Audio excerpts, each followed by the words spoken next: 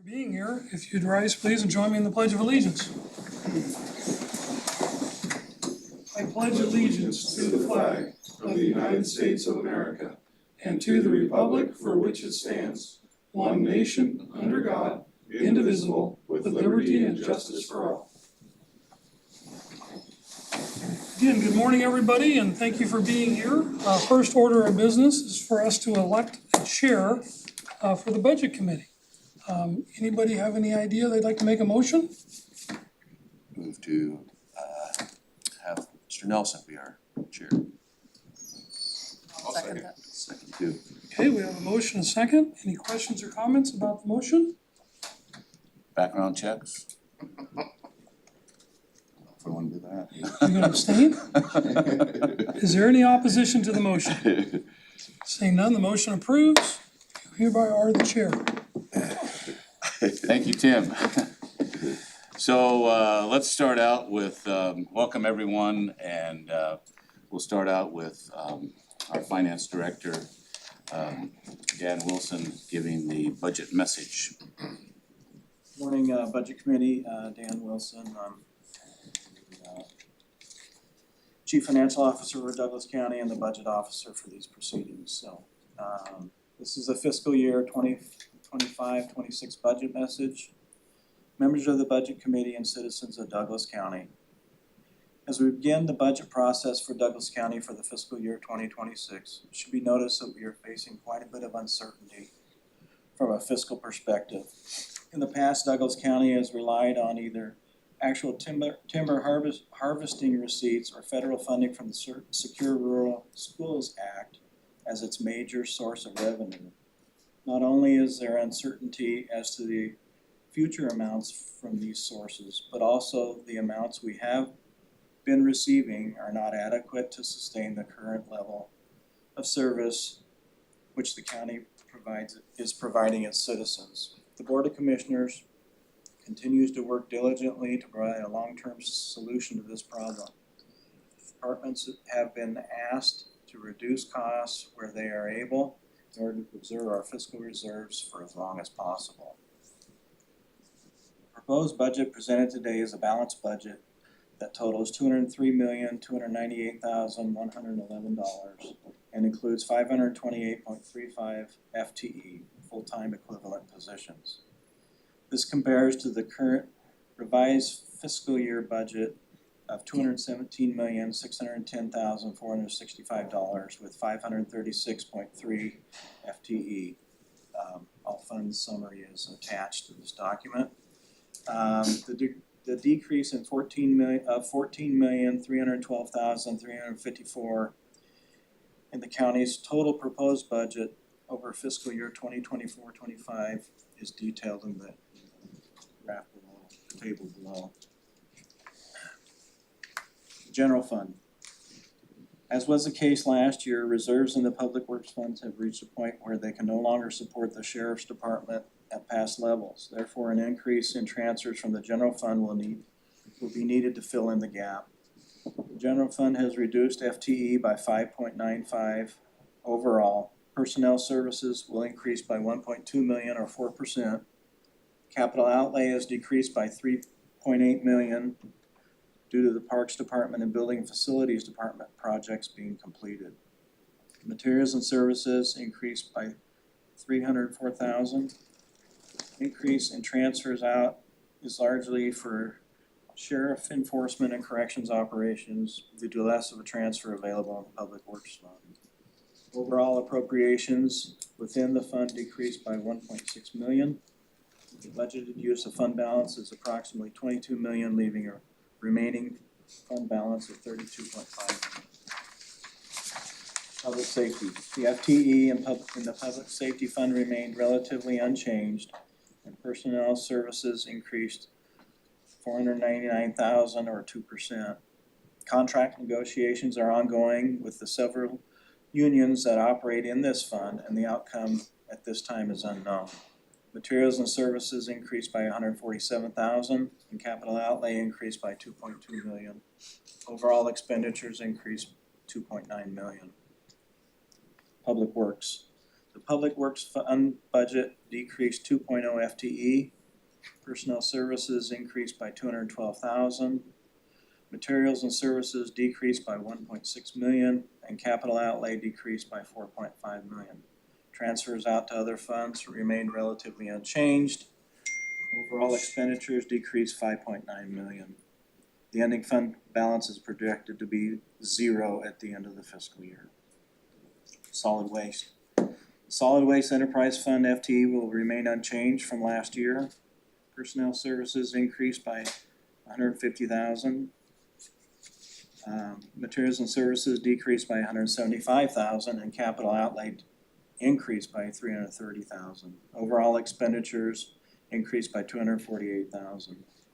As part of an ongoing Department of Environmental Quality Compliance, a deposit of $1.6 million into a reserve account is estimated for the upcoming year. These funds are being set aside for future costs associated with the closure and post-closure of the landfills. The ending fund balance is projected to be $14.8 million at the end of the fiscal year. All other funds, the FTE and all the remaining 15 funds combined will decrease by 0.25. Personnel services will increase by $525,000. Materials and services will decrease by $3.4 million. Capital outlay will decrease by $1 million. Transfers out to other funds will decrease by $6 million. Overall expenditures will decrease by $10 million. Federal funding. As of today, the Secure Rural Schools and Community Self-Determination Act of 2000, SRS, has not been reauthorized. However, we have included this funding in the budget. The proposed budget includes an estimated SRS of $6.8 million in the general fund and $4.6 million in the Public Works Fund, the two major operating funds that receive these dollars. If SRS is not reauthorized, the county will receive actual receipts from timber harvesting. This will potentially impact the amount of revenues available to fund public safety programs and may require additional use of reserves and or reduction in expenses to fill in the gap. Property taxes. The county will again certify its permanent tax rate in the amount of $1.1124 per $1,000 of assessed valuation. This tax rate is fixed by law and is the fourth lowest in the state. The total amount of property tax the county expects to collect is $13.65 million. This represents 8.4% of the overall revenues of the county. Other funding. The county is budgeted to receive $45.51 million in grants and other intergovernmental funding. This represents 27.9% of the overall revenues. Outside service charges, rents, and fees are budgeted at $39.24 million. This represents 24.1% of the county's revenues. PERS and other personnel. PERS rates shown below include the 6% employee pickup. These rates will become effective July 1st, 2025 and will remain in effect until June 30th, 2027. These rates are set by the state, and as a member of the PERS system, the county is required to contribute accordingly. PERS costs will total $19.7 million countywide. The proposed budget includes a 3% cost of living adjustment for all county employees. Negotiated COLAs and other increases are budgeted within the departments impacted by union bargaining contracts. The proposed budget includes a general information section, a summary section, a separate detail section for the general fund, the public safety fund, health and social services fund, and the public works fund, as well as the other funds section, which contains detailed information on all other county funds. Producing a budget is a collaborative effort.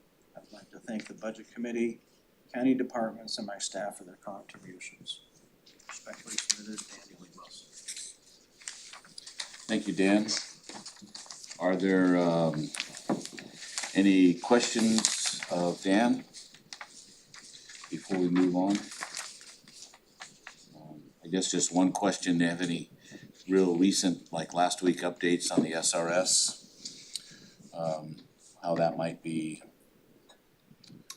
happening, or is it still stuck in some committee or Congress? Yes. Yes, okay. Moving along then. Okay, I'd like to introduce our sheriff, John Hanlon.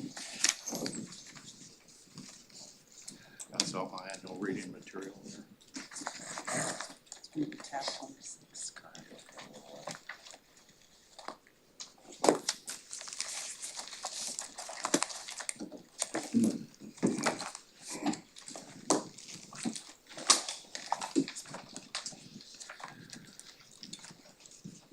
So that's our annual report that just outlines some of the work that the sheriff's office has done throughout the year, so you can read yourself to sleep at night with that, I'm sure.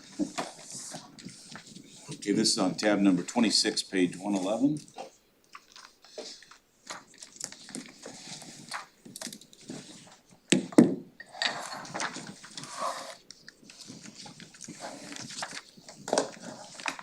So, good morning, John Hanlon, Douglas County Sheriff. I'd just like to start off by saying thank you for your service. The budget you have before you reflects the budgetary directions provided by the Board of Commissioners. Over the past several years, the Board of Commissioners and this Budget Committee have supported and strived to keep our public safety services at adequate levels. And for that, I want to thank you for your valued support and for making these tough decisions. This year's public safety budget would, if passed, continue to provide the same level of services as last year. Some of our overall general budgetary goals will be completing negotiations with our unions, which now consist of the Douglas County Law Enforcement Association, as well as two recently formed unions, one that represents the sergeants and one that represents the communications supervisors. We will also be completing an RFP for jail food services in the jail and our transition of jail medical services as well. I will mention some items that affect our revenues.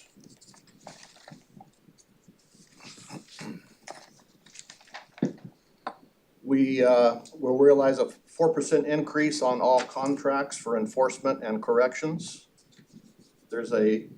We've increased our bed rate to $112.30 in the jail. Those are the rates that all of the agencies throughout the county pay per inmate per day. Parole and probation is expected to renew 15 beds, down from 20 last year, which leads to a reduced revenue. However, this contract is still under negotiation, so that's not confirmed at this point. We have a new bed contract with the U.S. Marshal Service, which provides them with beds in the facility, and that contract has been averaging about $13,000 per month in revenue. We've increased the revenue to offset the cost of the new jail medical program. We've increased the opioid revenue to offset the cost of the new jail medical program. And we chose to switch medical providers from the company that we currently have to a company called MedTrust for fiscal year 26. The company before, the renewal would have increased costs by over $1 million as a result of wage increases for their nursing staff and medical staff. And that wouldn't have included coverage, additional coverage. It was simply status quo coverage, and there would have been no Oregon Health Plan billing. This new company that we're going to, MedTrust, offers additional coverage, replaces the EMTs with RNs and LPN staff, and enables the Oregon Health Plan billing, potentially recovering some medical expenses, all at the same cost as WellPath's, the prior provider's quote. So we're optimistic that this will, though it won't necessarily save us a lot of money, it will create an opportunity for us to recoup some from the Oregon Health Plan.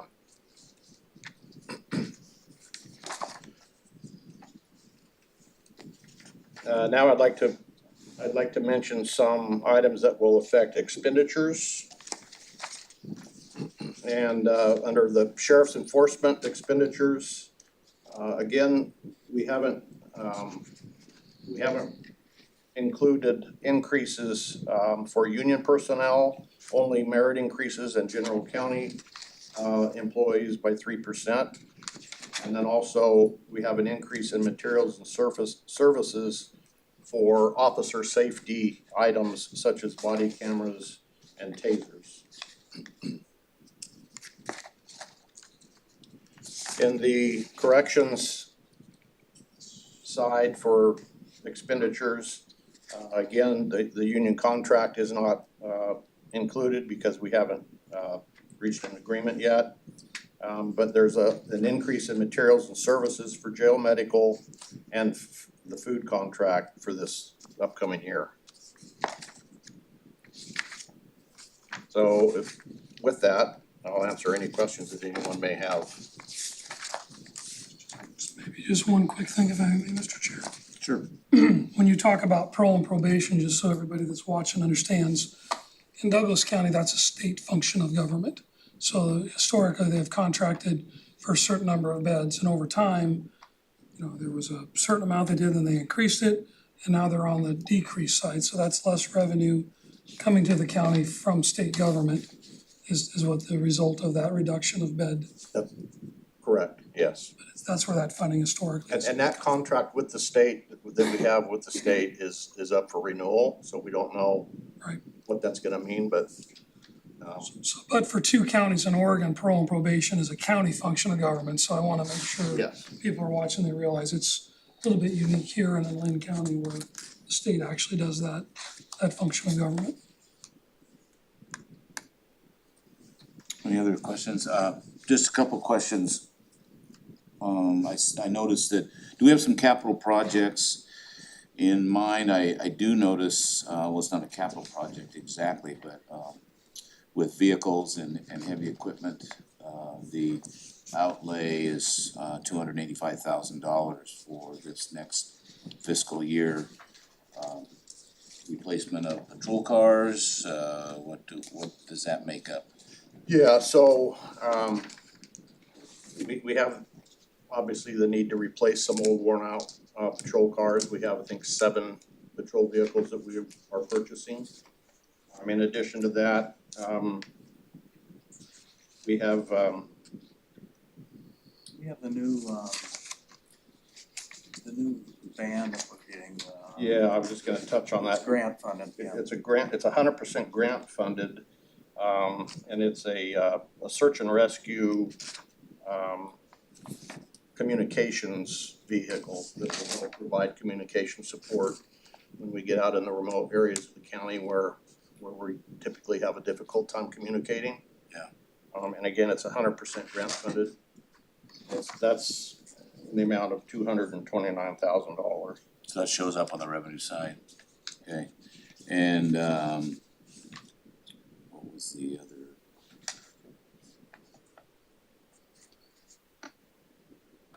It looks like we have some software, replacement or new software.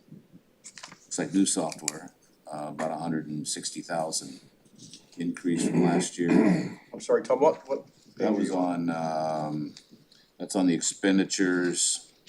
Software going from 240,000 from the previous budget to 402,000. That's for the evidence, the cloud-based evidence. Oh, the for I'm sorry, yeah, for the body cam,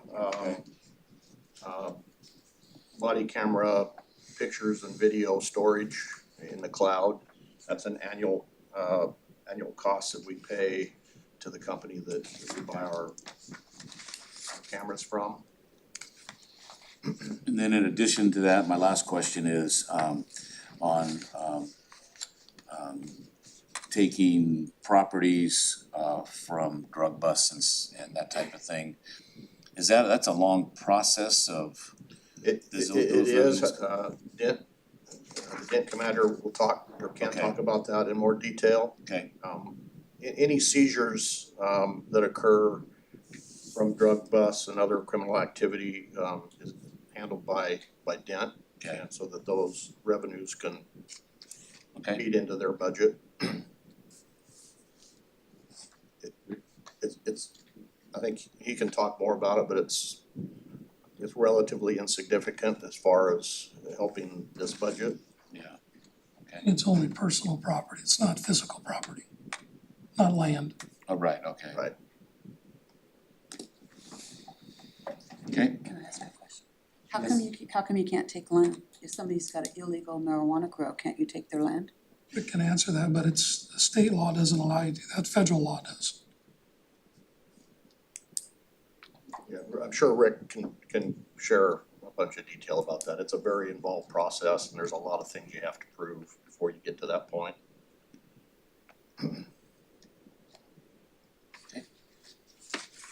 any other questions?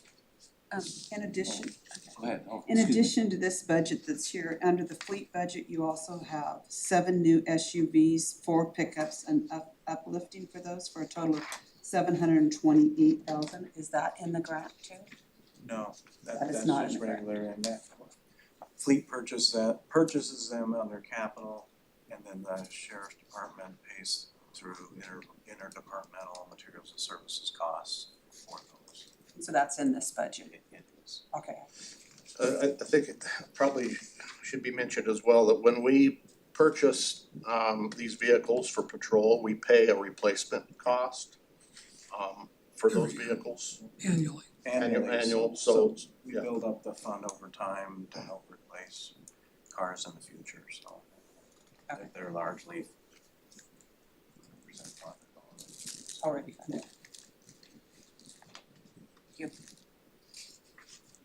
Any other questions, discussion? Entertain a motion to approve the sheriff's budget? I will move to tentatively approve the sheriff enforcement and corrections budget. I'll second that. Okay, moved and seconded, any further discussion? All those in favor say aye. Aye. Opposed? Thank you for all you do, Sheriff, and keeping our county safe. So, we'll go to the corrections part. Communications. Excuse me, I didn't wear my glasses today. Tab 20. Go ahead. So in our communications, of course, which involves the 911 center and 16 full-time communications officers, 4 supervisors, and a manager. There's really no significant changes there. Revenue increased by $68,000. That's as a result of a 4% increase to dispatch contracts with the cities that and agencies that contract for services. There was a slight increase in state 911 revenue.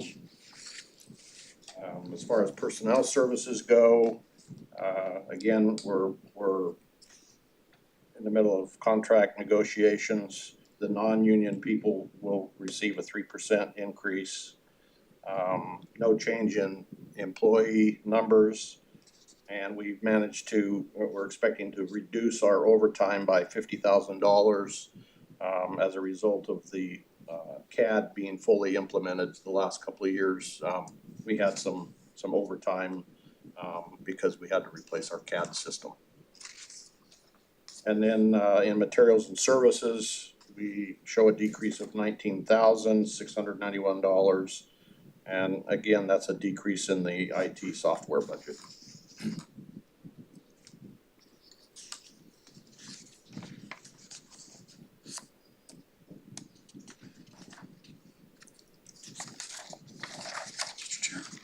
One thing I wanna point out is if you look at the capital outlay, there have been some significant investments into that system previous years.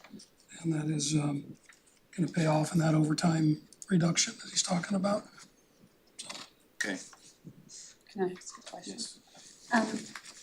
Have you, are you using AI? I'm sorry. Are you No. using? Not that I'm aware of, no. I've been watching videos on that, and Northern Virginia is using, since January 2024, they're using AI in their 911 communications, and they're talking about how much time it's saving and how much money it's saving. I was just curious if you guys had checked into I that. haven't heard any discussion about utilizing that at this point. I'd be curious to know how that works. Yeah, they got videos on it, and there's a What whole, agency's using it? it's Northern Virginia, Arlington County Okay, Sheriff's Department. we'll look into that. I can send you a link, a video if Okay. you're interested. It's through GovTech.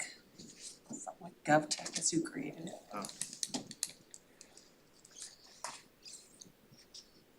Don't say that when the IT people are in the room. Yeah, they will get excited over that, won't they? So send them links and videos, they get pretty worked up. Okay. any further discussion, questions of Sheriff Hanlon? Cannot entertain a motion to approve the communications 911 dispatch. I'll make a motion, we approve communication 911 and dispatch, That's a tentative. tentative, yep. I'll second. Seconded, moved and seconded, any further discussion? I will call for a vote, all those in favor say aye. Aye. Aye. Opposed? Motion carries. And let's talk about our animals in the county. Yeah, so I guess it's been a couple of years now. When our one and only animal control officer retired after 500,000 years of service, we replaced him with an animal control deputy and also with a regular certified patrol deputy. And so we currently have two positions in the dog control fund. This year, we'll continue operating at the current level. Well, our goal is to continue operating at the current level. As far as revenue goes, we are recognizing a $1,500 increase. This is a slight increase in the animal control fee revenue. I suspect that's as a result of having two of them out there working instead of just one. Personnel services, there's an increase of $17,000. No change in the number of FTEs. Materials and services, a decrease of $144. And capital outlay, there's no capital outlay purchases. Mr. Chair. Yes. So Sheriff, I know this is a kind of a legacy thing that the county does all this. I just wanna point out that we're collecting projecting to collect $88,500 of revenue. And then we're gonna turn around and spend $552,000 on staff to run on the materials and services and staff to run the program. In doing that, we give all the cities permission not to participate in enforcement of animal control. And that's a frustration of mine. So I live in the city of Roseburg. If there's a problem with a dog, or a different animal, they instinctively say, well, that's the sheriff's role because they have animal control and they're collecting all the dog licenses. So I think that is something we need to work on. I'm not suggesting we change the budget. However, I do think the budget committee and the commissioners should realize that, again, this was a really great program and we had all the money in the world to take care of everybody. We don't have that money now. And the city collects $5.50 a thousand property tax. We collect $1.11. And somehow we're expected to do all the dog control work in the city because we collect dog licenses. The math doesn't work. So I would really like us to have more and more conversations with the other law enforcement agencies about how we figure that out and not sort of push everything on, two people for the whole county. So would the desire be to eventually work our way out of the animal control Well, I business guess or make it more So how many of the calls that the two deputies goes on are in a city? You know, that would be an interesting question, Right, right? I mean, how much of the work that we're doing, you know, could otherwise be done by a city police officer, you know, or a tribal police officer, some other police officer that is already in that area, instead of waiting for one of our two guys to show up. sure. So again, I think there was a time it made a lot of sense. We had lots of revenue, we took on a lot of programs. This is just one of those that has been frustrating for quite a while for me, that we, you know, continue to take on the obligation of doing all the dog control work for a, you know, what is a dog license fee of $88,000 and an expenditure of $552,000. So I think something we could share better with the other agencies. So, Great point. I would expect that most of our, those that are camping in various places in the city, tend to have, dogs that sometimes are out of control, and I'm sure most of them are unlicensed. So, I would agree with Tim and what the process is to do that, to work with the other agencies and collect money from the city, as you mentioned. It only makes sense. or have them do some of it.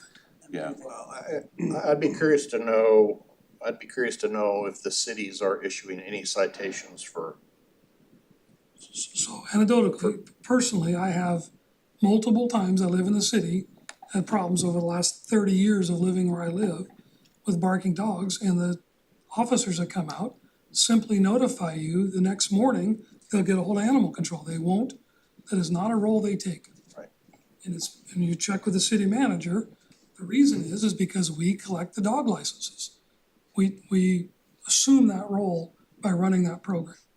And maybe we're the right place to run the program, but as a business model, that is not a very good business model. I agree.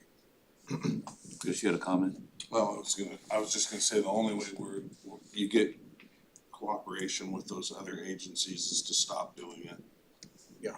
You talk to them about it, but nothing's gonna change until you stop doing it.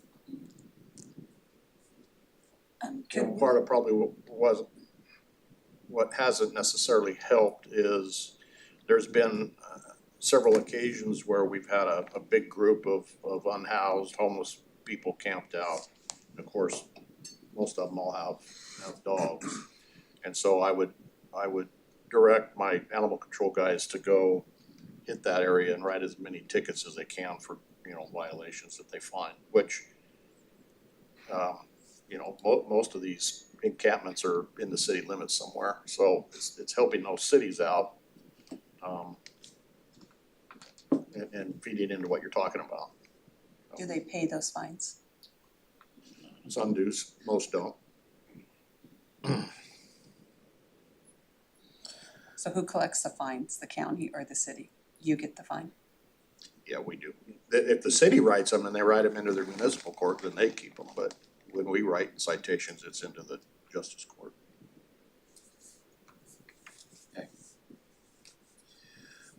I would, certainly entertain a tentative motion to approve the dog control fund. Tentatively move to, for the dog control fund, approve that. Tentative motion. Here, a second. I'll second. Moved and seconded to tentatively approve the dog control fund. Any further discussion? Do you have a question, Kate? Okay. All those in favor say aye. Aye. Aye. Opposed? No, Okay, so. Two. Okay. Rick. Thank So- you. You're welcome. Thank you for all you do, Sheriff.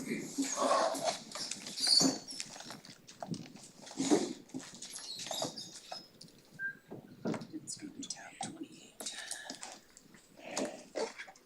Okay. Yeah, tab 28, page 128.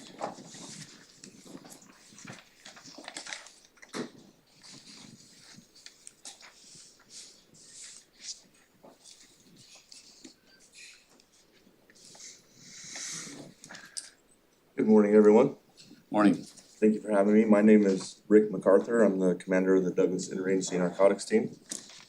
And a brief explanation of who we are and what we do. We're an interagency task force that specializes in interrupting and inhibiting the flow of narcotics into our community.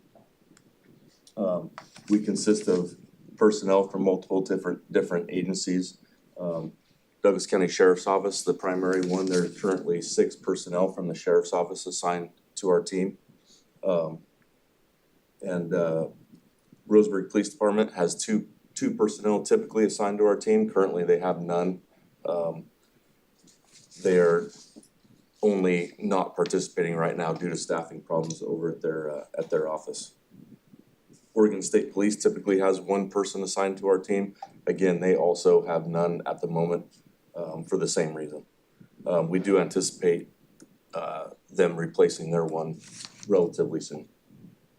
Bureau of Land Management has 1 special agent assigned to our team, and the Douglas County District Attorney's Office has 1 prosecutor assigned to our team. They specialize in prosecuting narcotics cases.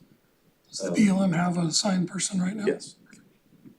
And the Oregon National Guard has 1 intelligence analyst assigned to our team through their counter drug support program. It's important to know that as you look at our budget, that we have 2 main grantors that we receive money from. The first being the Criminal Justice Commission. They have a grant that focuses on illegal marijuana enforcement, and we receive funds from them that funds several of those positions I already mentioned. They also fund overtime and some equipment funding as well.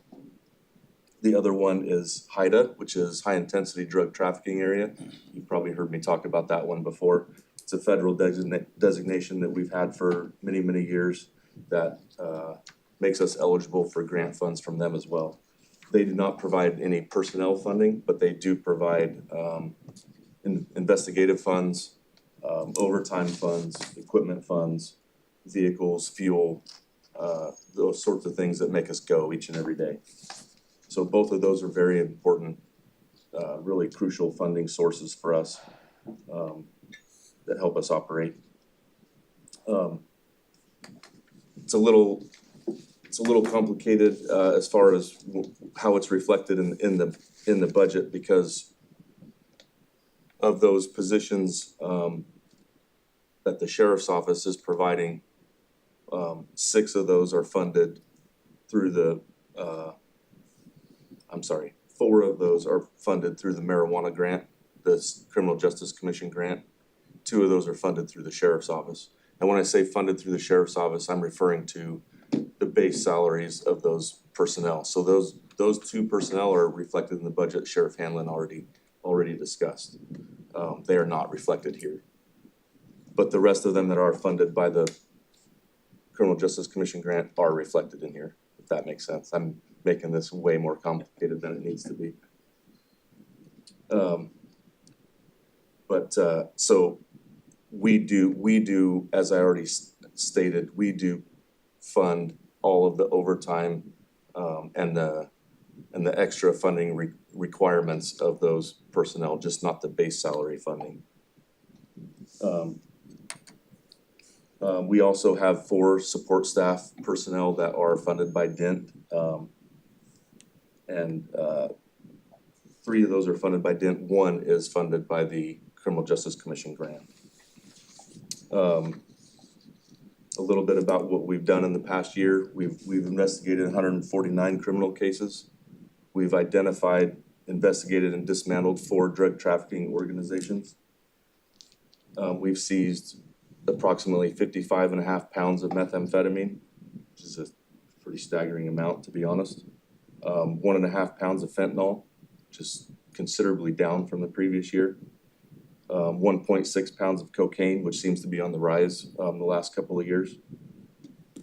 And as far as marijuana enforcement, this past year we seized 242,000 marijuana plants, which is the most seized in the entire state of Oregon. 7,000 pounds of processed marijuana, 256 pounds of marijuana edibles.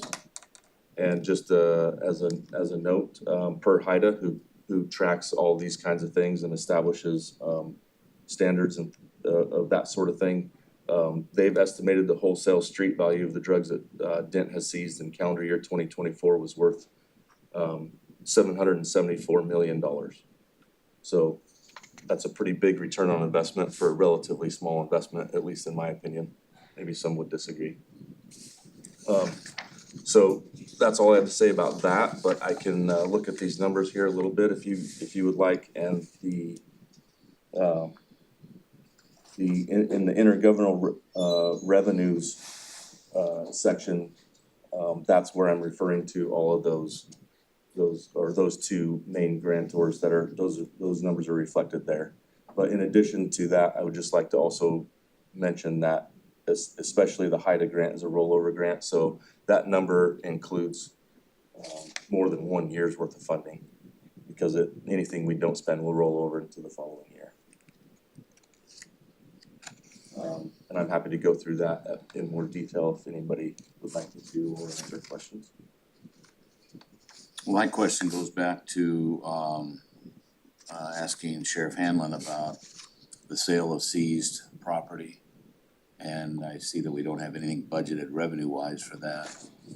Yeah, says We have budgeted 205,000 in anticipated forfeitures.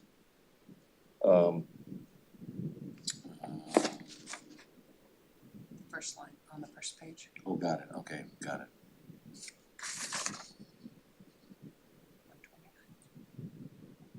That's very much an estimate because that process is long and arduous and difficult, and there's so many variables to that. So we try to anticipate low and hope for the best. How close were you last year? Like last year was this 305, was that what you anticipated, or is that what you actually received? No, I think we budgeted, I think around the same as what we did this year. And you got 100,000 more? Yeah. Okay, that's what I was curious about.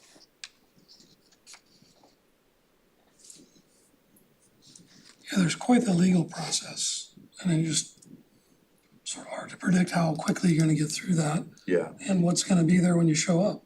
right, Sometimes there's equipment that's actually of value and sometimes there's not. right. And there's two types of forfeitures also. There's federal forfeitures. It just depends if the case, whatever case we're referring to, if the case is prosecuted federally, then the forfeiture happens federally.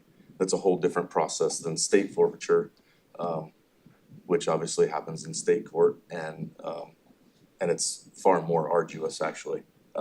Additionally, any of the monies that we do receive, we only receive a small portion of them. We actually receive about 50%. The other 50% goes, it's statutorily required to go to pay for a number of things. Things like drug treatment, drug court actually is funded through those forfeiture funds. There's a drug lab cleanup fund that is funded by those funds, that sort of thing. And then of the money that we receive, we also reimburse ourselves for some of the cost of doing the forfeiture and things like that, so. Like tow trucks and that kind of stuff. Yeah. And to be clear, your budget does not rely on that revenue. No, we really do that more as a philosophical thing of trying to impair the organization's ability to operate within our area. We just wanna make it a difficult place for them to do business. And philosophically, it's just a thing where if a person has ill-gotten gains, you know, that they philosophically shouldn't be able to keep those. One thing Rick didn't tell you, and he's careful not to brag about his team, although he ought to. Last year, of all the HIDA organizations or the CJC grant recipients in Oregon, the Dent team seized over 50% of the marijuana plants that were seized last year. So you guys get with the program, it was like 90% of the edibles and Yeah, a couple other things real high in the rankings. So they do a lot of work with, right now they're down a few team members and they're still getting the work done. I wanna thank you, your department and Sheriff Hanlon's department for working together and trying to make a difference and reduce what we bring into this county. Thank you. Did you get a chance to meet the new Attorney General when she was in the state? I did not. Okay. Did you, do you feel as though, are things increasing ever since the border pretty well closed? What's happening? The game is changing right now, for sure.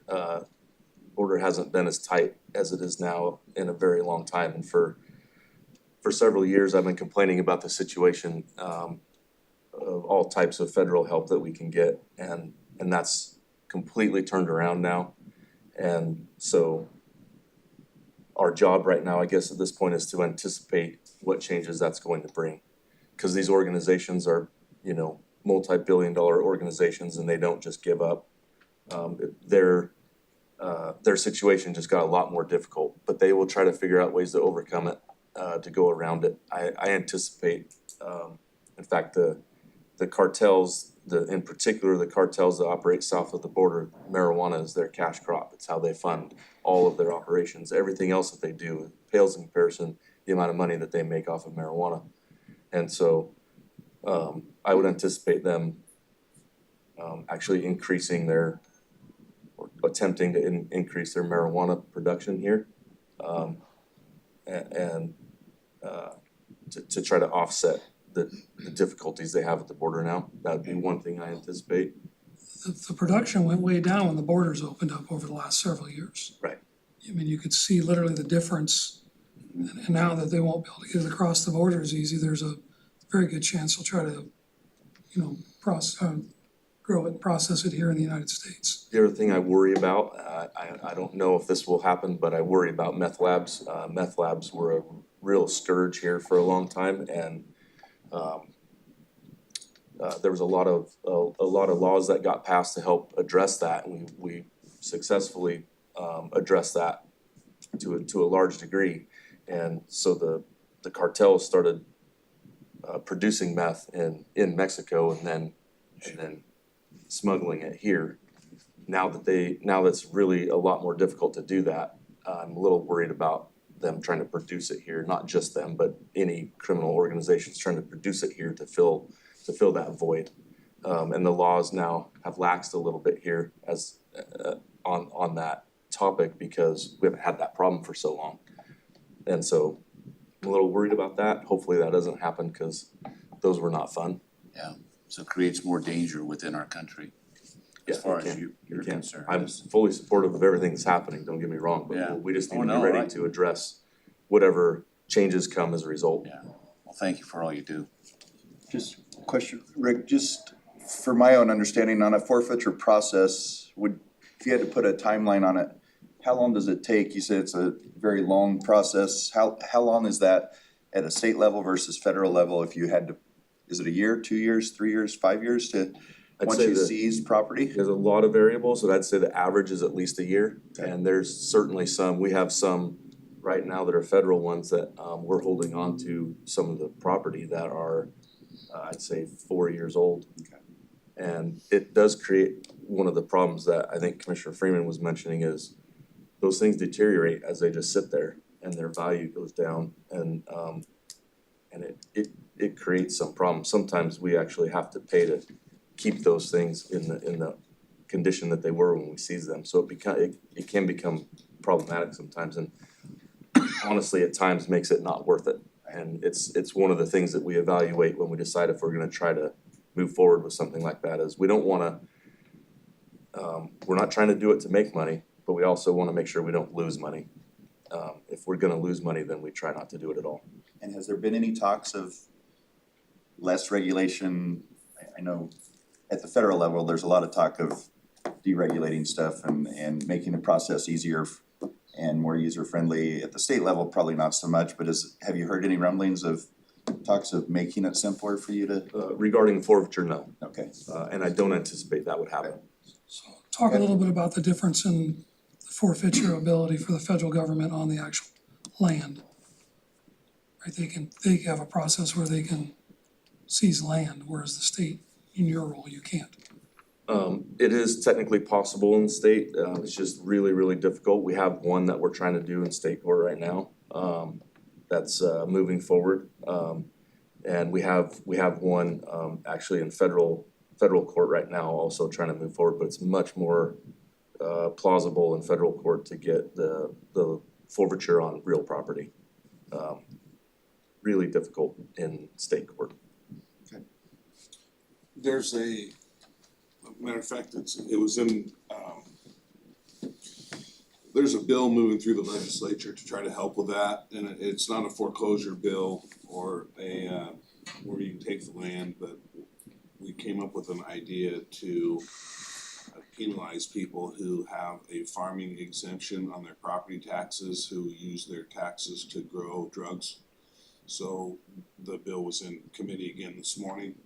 That's an idea that I took to the legislature. David Brock Smith proposed the bill, and it was, again, like I said in hearing this morning, but it allows us to remove their farming exemption on their property taxes if they use their property to grow crops that's illegal. So that's one tool that we're trying to add to the toolbox to discourage landowners theoretically leasing their properties to folks that are gonna use it to grow dough. We can stop that, hopefully, or at least have another tool to help stop it.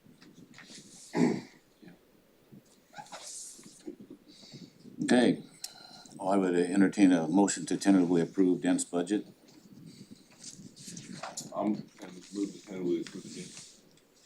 I'm gonna need to abstain on this. Okay. I'm on the Criminal Justice Commission, and a significant amount of this budget comes through our commission. Okay, I'll second that. Been moved and seconded to tentatively approve the Dent budget. Any further discussion? All those in favor say aye. Aye. Opposed, and one abstention. Okay. Thank you. Thank you. Thanks for all you do. Appreciate it.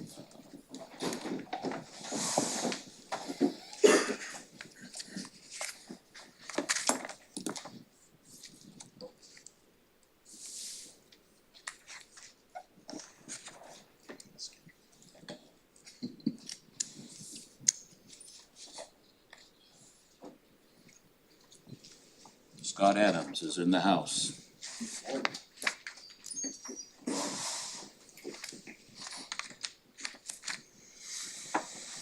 Let's see, this looks like tab number, page number 160.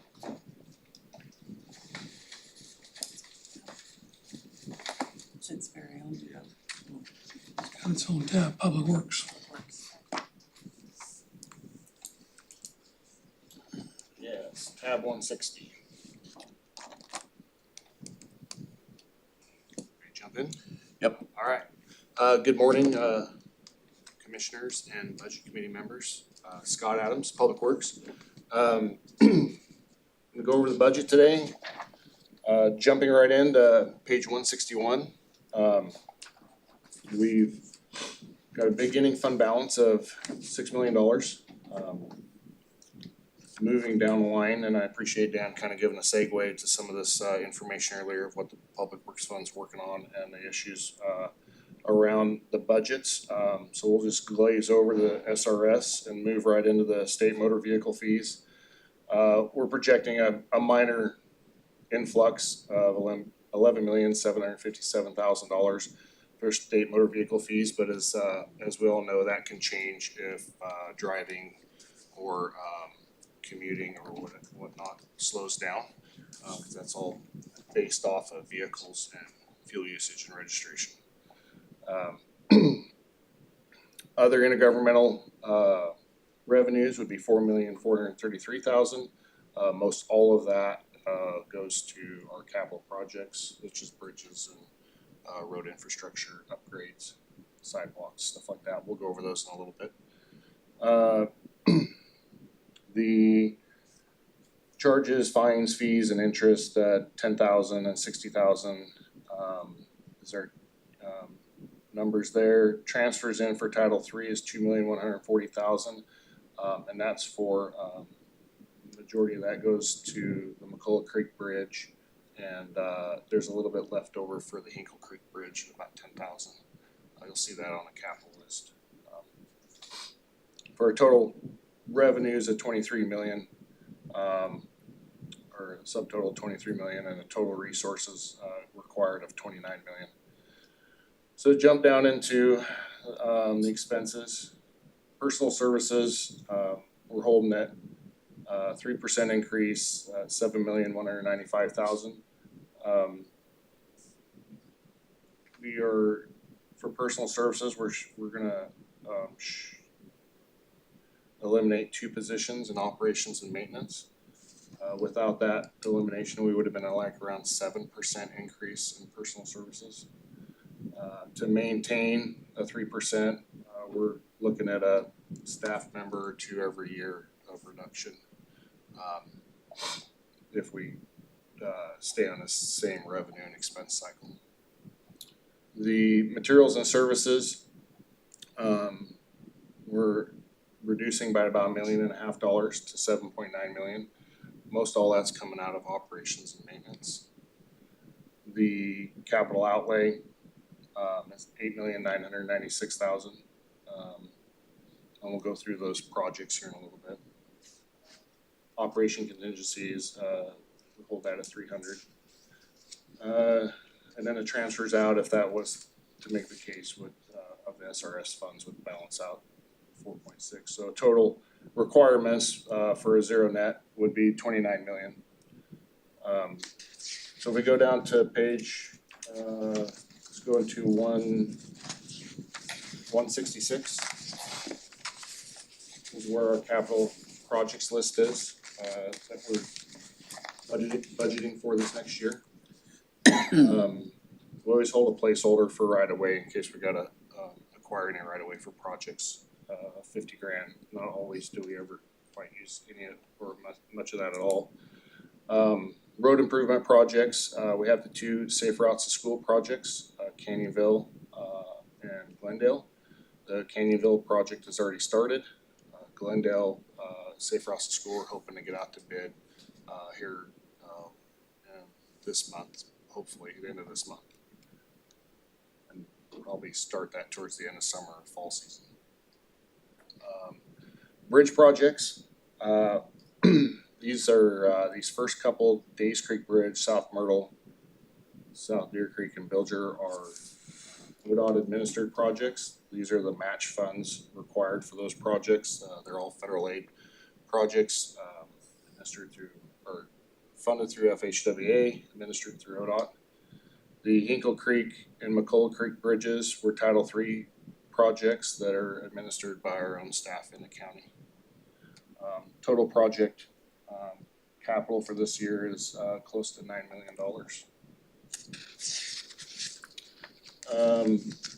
Like I said, to any of the other big changes in the public works funds, if we want to drill into it, any would be the there's just a reduction of $1.5 million in the operations and maintenance, and most of that's in our materials. So we're deferring asphalt projects, paving. We're deferring chip seal, starting out on an every other year cycle instead of annually. Kind of starting to drill down a little bit on how often and how many roads we can get to. We are staying with the striping and signs and the items that are higher risk and that we need to reinforce and continue on and patching potholes. But our programmatic maintenance stuff is starting to pull back severely, so this budget reflects that. Questions? What's the timetable on the Melrose Garden Valley interchange there That project is next year? is currently on pause. We're holding off on that a little bit. Okay.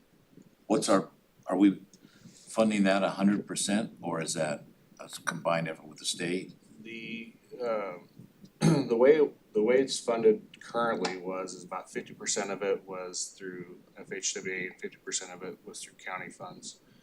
We're putting a pause on it because there's some grant opportunities that came available, and we want to try to go after those grant opportunities to try to find some more federal funding to put towards it, so our county dollars can be utilized for maintenance and whatnot, and we're looking for those grant opportunities, and we feel like we'll be fairly competitive because we got a little design on the project.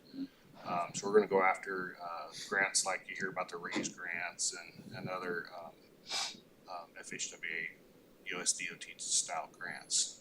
And then we also did had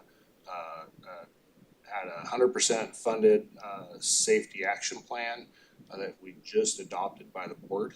And because we put ourselves in that, that'll also open us up to grants, and that project would be very competitive in that grant system too. And so once we just got that adopted, here this month, we'll be applying for grants, and that'll be one of the ones that we're gonna throw in that as well. Tom? Yep. We started working on that roundabout concept and the financial planning towards it like, 2016 or something? And at the time, the Secure Rule Schools was more stable than it is now, and we had anticipated when we got through that process, we would have the money available to do the project the way that the funding design currently is. And once we got through all the design and ready to pull the trigger on it, we basically had a decision to make. Now, do we wanna put everything that we have resource-wise into this one project and do nothing else? That list of capital improvements you saw on here, or do we wanna try to keep the rest of the county maintained and going while we look for other funding options for that project? And that was the decision that was made, so.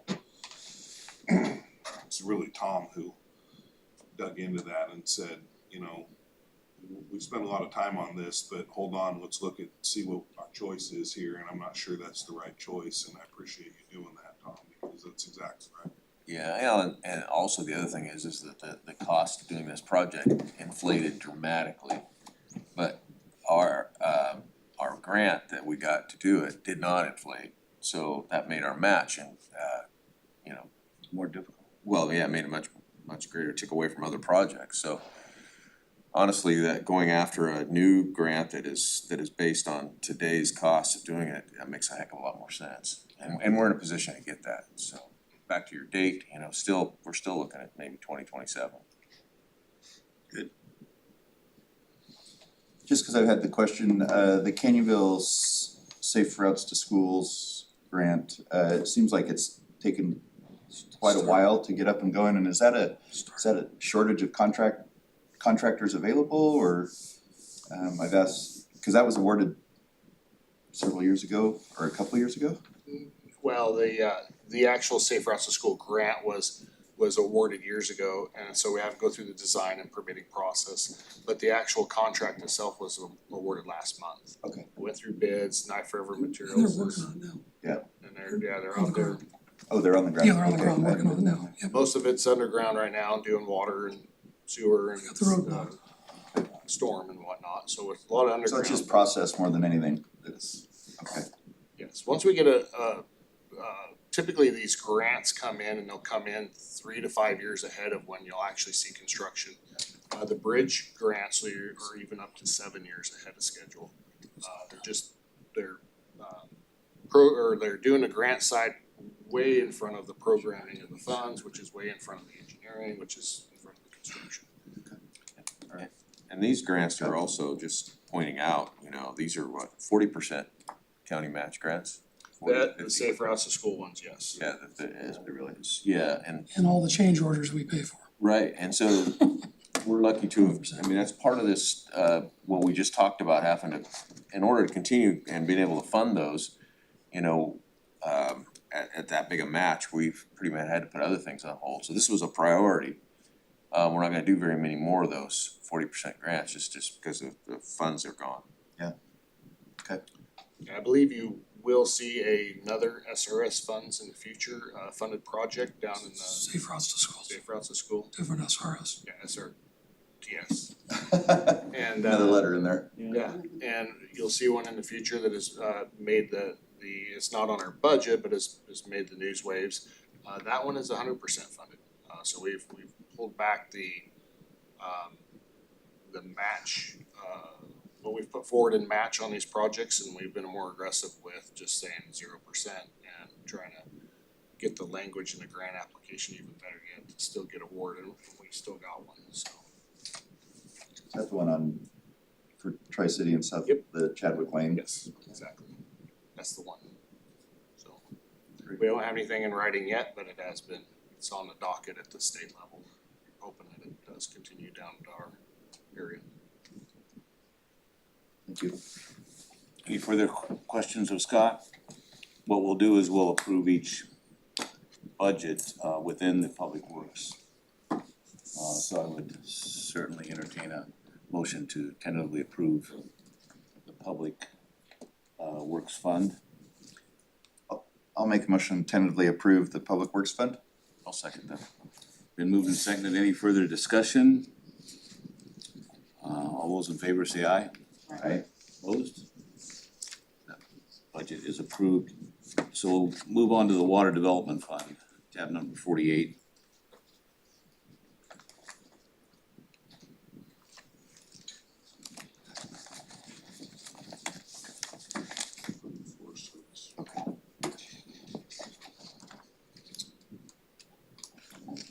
We have more water this year than last year, huh? We do for now. Couple months ago, we had a bunch of water there. Yeah, I was gonna say. This this is a water development fund, so this is the management of the Galesville and Berry Creek reservoirs, as well as a little power generation and water sales for irrigation and domestic water supply contracts. To supplement any water rights for agricultural users and some of our water purveyors like City of Myrtle Creek, City of Riddle, Glendale. They purchase water obviously for their domestic drinking water sources as well as a supplement to their water rights. Yes, this year we're looking at we got a full pool. We've had a lot of water come down between October and December, and then obviously in March we had a severe event where where Galesville was very strategic in the control of flooding for the South Umpqua and its tributaries above it, specifically the Glendale area. But right now we're not seeing a whole lot of snow up on the mountaintops. So the King Mountain and the areas above Glendale or above Galesville aren't showing a huge amount of snow surcharge to get us through the year.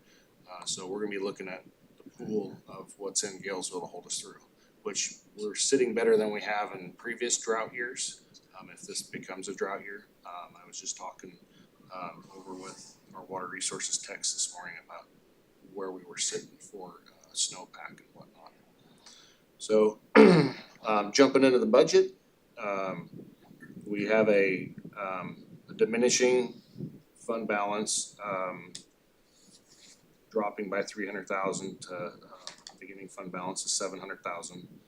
Our charges and revenues, we're gonna project 320,000. Intergovernmental revenues of around 80,000, a little interest. Total resources required is 1,129,000. Our personnel services growing by 9%, 495,000. There is no staffing changes this year. We're pretty much at the minimal amount that it takes to run that system down there and at Ben Irving. The materials and services at 460,000, we reduced that by 130. We had a couple projects going on that are all wrapped up, and so with telemetry and power and stuff like that. So we're able to reduce a little bit out of the M&S. Zero capital outlay, a little bit of a contingency of 100K, 74,000 transfer out the general fund for a total expenditure of 1,129,000. This brings the change in fund balance of 700,000, which will mean the next year will be flat, zero. As you guys remember, we have power revenues.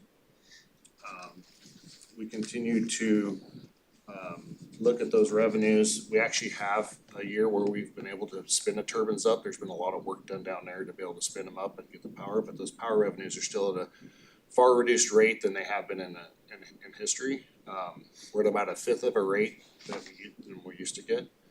When we first started this project with Galesville, we got a much better rate with the power company, but when that agreement came to and needed to be renewed, they cut us by a fifth. We haven't been able to maneuver ourselves in a better situation with that. We still are working on trying on that, but we haven't caught any ground yet on that, so. So your revenue is the power versus selling the water. Is it half and half, or most of it comes from the power? I would, Third from power. yeah, third. So again, this is one of those business models we know is problematic.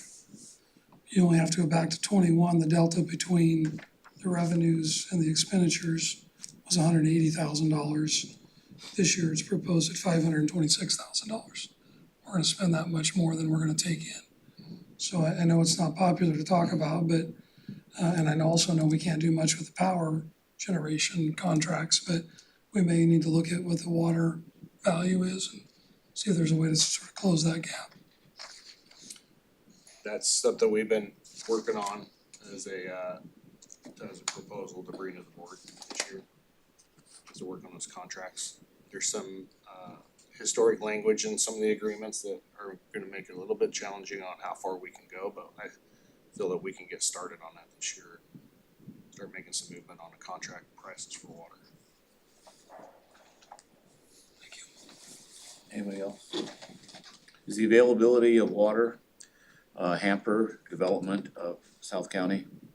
Have we gotten to that stage yet, or? No, I think that we've never had to curtail water from the dam itself from agriculture. We're only using about, I wanna say like 40% of the available contract water. So we still have quite a bit of water to sell down there. The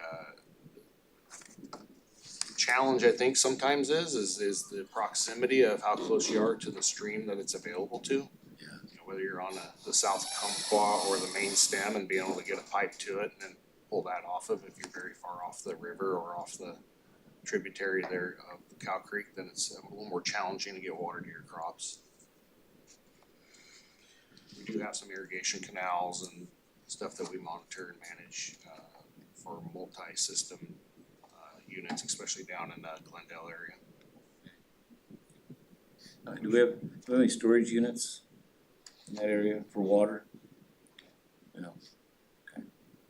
That's a question, maybe it's a Dan question, but the revenue from Berry Creek, where is that at in the budget? From where? Berry Creek, That goes into Looking Glass Olalla Water Control District, right? but where's it in our budget? I believe it's in the Water revenues. Well, but that exactly matches the money from Operations Galesville, unless you're calling that both.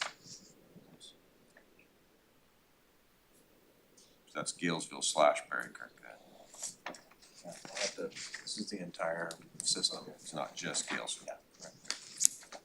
It does say that, yeah, you're right.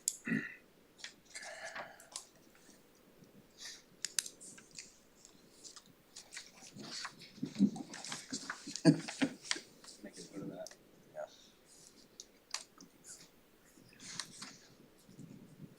So in order to cover the balance, the lack of a beginning fund balance for next year, we have to see a pretty good water increase rates. Well, there's a maximum amount of power we can sell too. So Yeah, and the way the power contract is set up, it doesn't encourage us to sell more power. We actually get better rate if we sell less. It's a really, this contract with PPL is so backwards feeling, it's just unorthodox. and that's a state law problem, because this water impoundment and this water generation is not recognized under the renewable portfolio. It's not green water. It's because the date that the project was built, and because it's hydro, it doesn't qualify. So it's a Pacific Power, there's no benefit to the renewable portfolio standard to buy water there. I think at the beginning of the contract, when we first started, there was a value, and that has since changed because of Oregon law. And that doesn't give us any leverage either. Because of that. Any further questions, discussion? Would entertain a motion to tentatively approve the Water Development Fund. Tentatively move to approve the budget of the Water Development Fund. Is there a second? Second. Moved and seconded to approve, tentatively approve the Water Development Fund. Any further discussion, questions? Hearing none, all those in favor say aye. Aye. Opposed? Now let's move on to the Fleet Management Fund, which is tab 58, page 240, the last section of our booklet.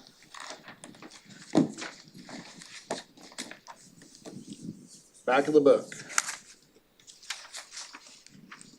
Alright, so the Fleet Management Fund,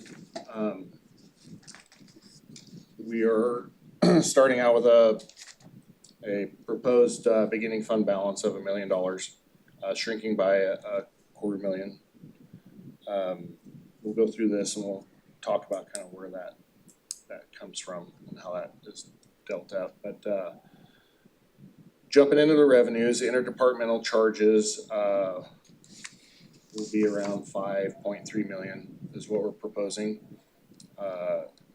Sales and services, 16,000, interest 10,000 for a total revenue of 5.3 million and the total resources available is 6.3. Moving into the expenses, personal services, we're sitting around 1.27 million, a 3% growth. We are showing a reduction of 1 FTE. Again, this is not a layoff, this is just, we had an open position and we held it open. We know we were probably gonna need to make a change to keep us, lower on the target of the 3% increase. Materials and services, we're looking upwards a little bit of 3.9 million. We have an operating contingency or capital outlay, let's go to that, 758,000. Down at the bottom of the page here, we have the capital outlay listed out. The 7 SUVs for sheriff's office, 4 pickups for the sheriff's office, the upfitting expenses, and then there's an outdated shop oil heater to keep the shop at a somewhat of a normal level for heat during the winter time. That leaves that 758,000.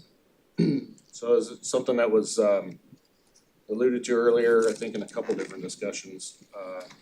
The patrol vehicles will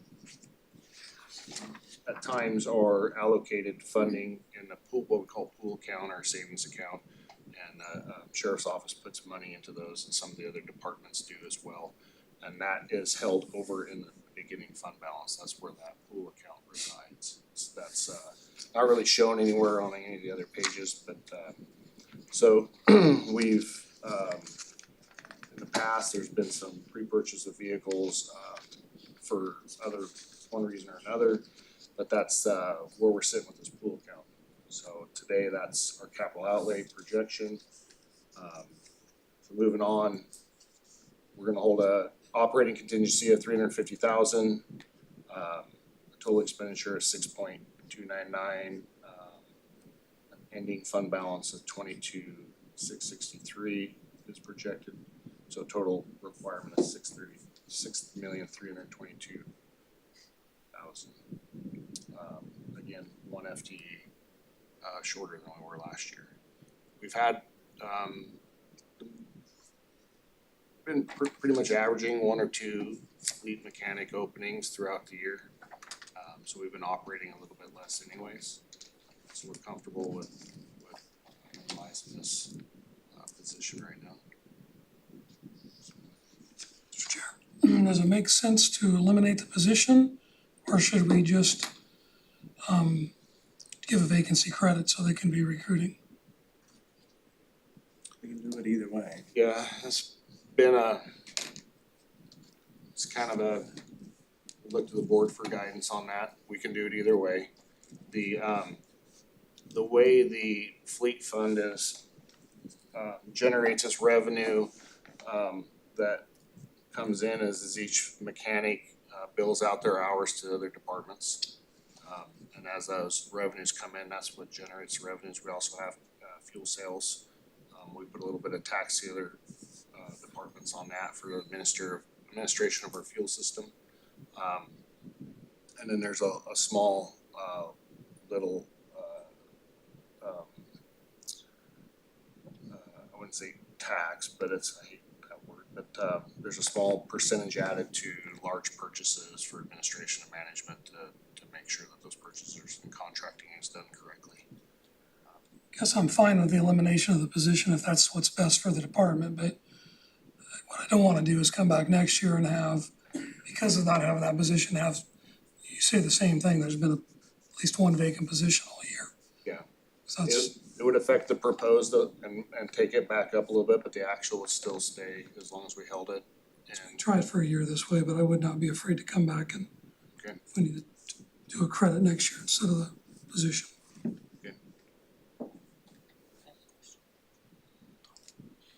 Is your shop oil furnace, is that a used oil furnace? So you're using the used oil? Okay, yes.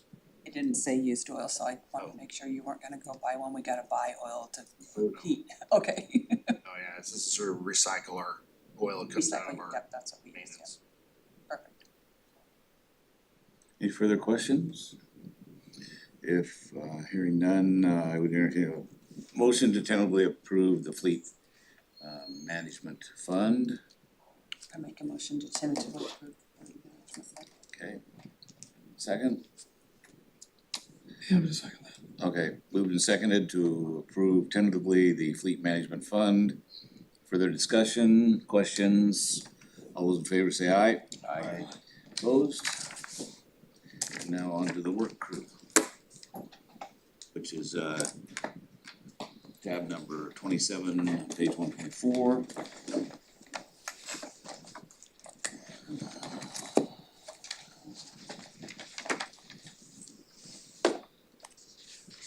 I would like to thank Dan and your department for putting this budget booklet together.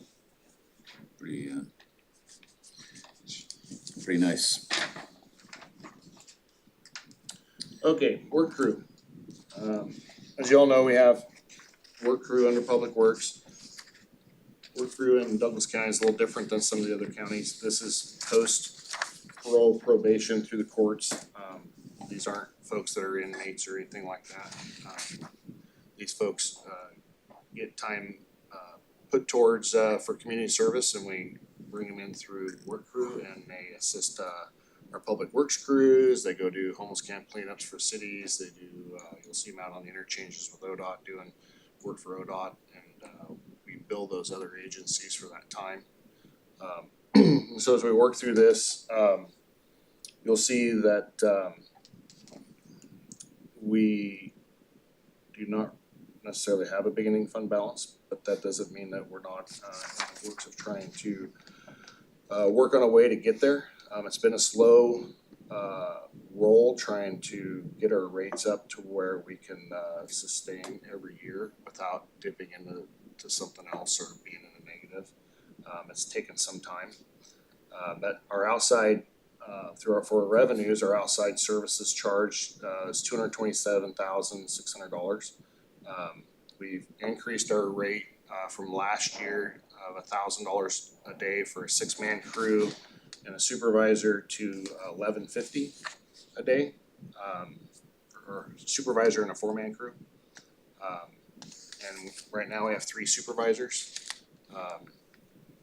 We've been pretty good about being able to keep at least 2 crews a day going, and getting those revenues for that. It's been challenging to have a solid full week of 3 crews. But the numbers have gotten a little bit better here recently. We have a new work crew manager, and she came from the state probation office. knows the insides and outs and been working with our courts and doing a lot of groundwork trying to get those numbers beefed up. And we're already seeing some benefits from that in our revenues and actually our clients. We're getting more people coming in. So the last 3 or 4 months has been an increase in numbers, which is good to see. So we have lots of hopes for that program. We also have some other ideas on ways to increase our revenues, to be in assistance of other programs throughout the county, whether it's post mitigation of fire cleanups or extending out even a little bit further with any of the agencies. Our goal is to be contracted with every city agency or government agency to help with this work that we do around there. So we see a lot of contracts during the weekly board meetings with work crew, and those are what that's for. So anyways, so I just sidetracked just a little bit. Interdepartment charges, so this is work that is primarily for public works and solid waste. It's $366,000. A minor transfer in from general fund of $8,800 for a total resource requirement of $637,000. Our personnel this year has went up $78,000, $546,000 is the number. The increase is due to a couple different things. One is we had an admin staff that was 30 hours a week, and we were taking that to 40 hours a week. That's that 25% down there, and a lot of that's just to keep our front office open so we can get our intakes and our work crew folks as they come out of the courts to coming into the office and making sure our office is open that full amount of time available. And instead of being 4 days a week, we're trying for 5 days a week. The other is we've done a market analysis on those positions for the supervisor and the manager and balance those with a little less than average across the state in more counties that are similar to ours. The materials and services we're holding at $90,000. That's pretty much what we've had last year. We're gonna try to keep it this year. We're pretty close to that for our expenditures. Our total expenditure matches our resources for $637,148.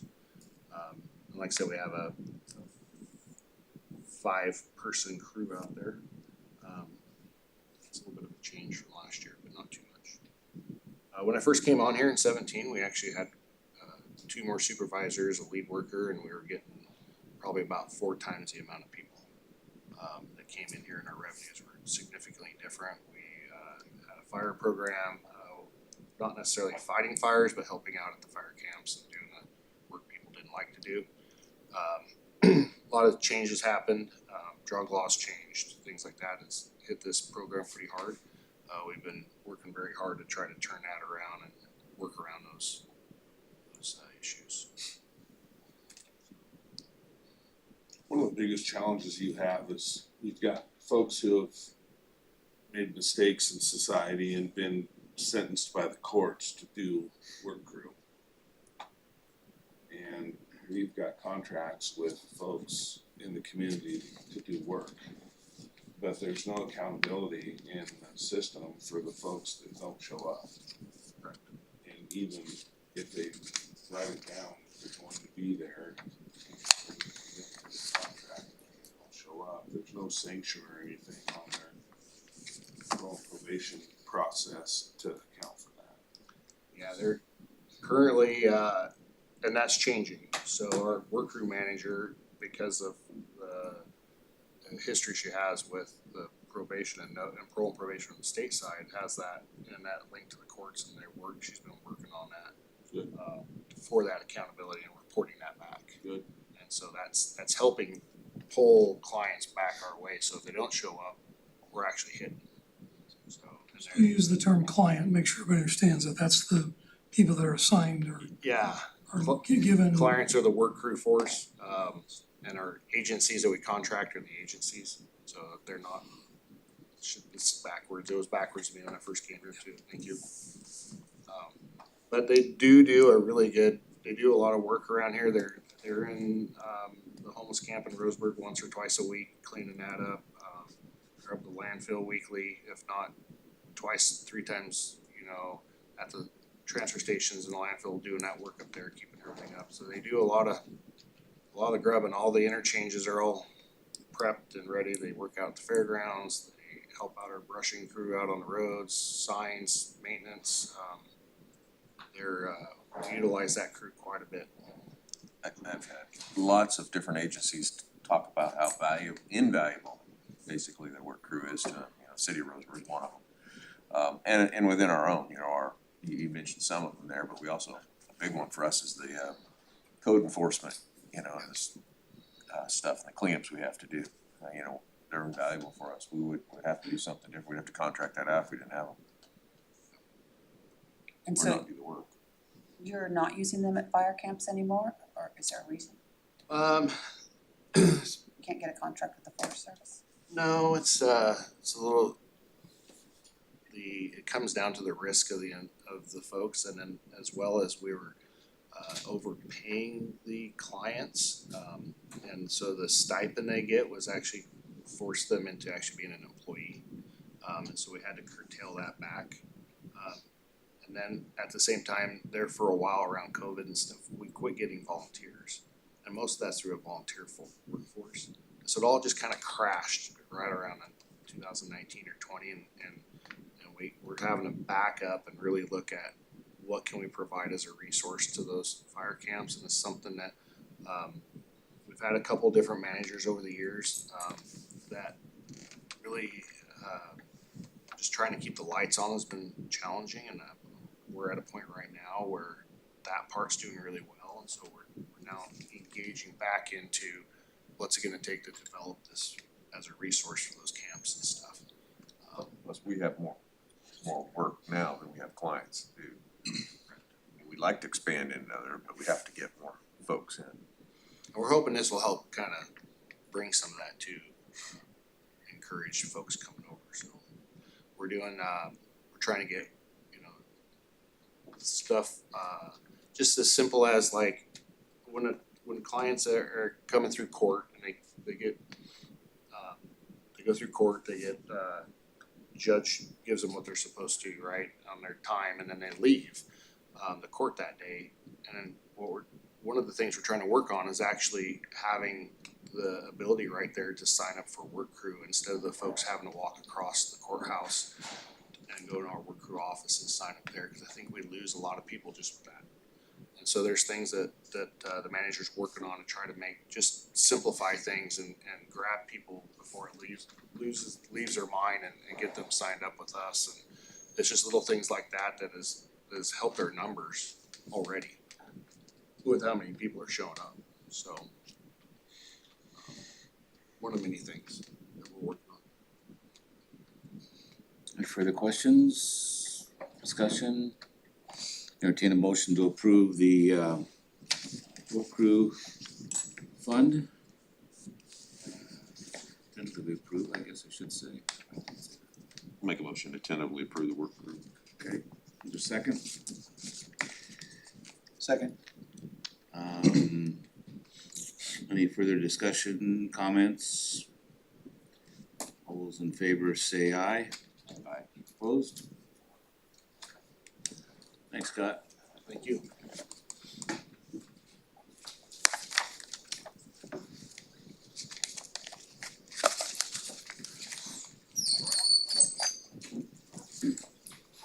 So Nick.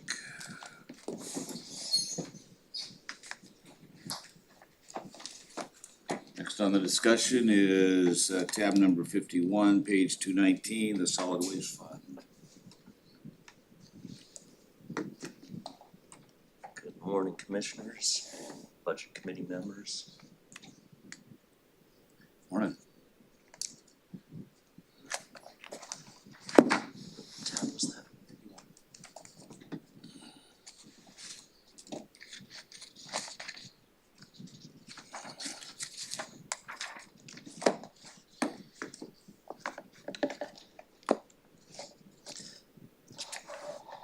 All right, solid waste fund.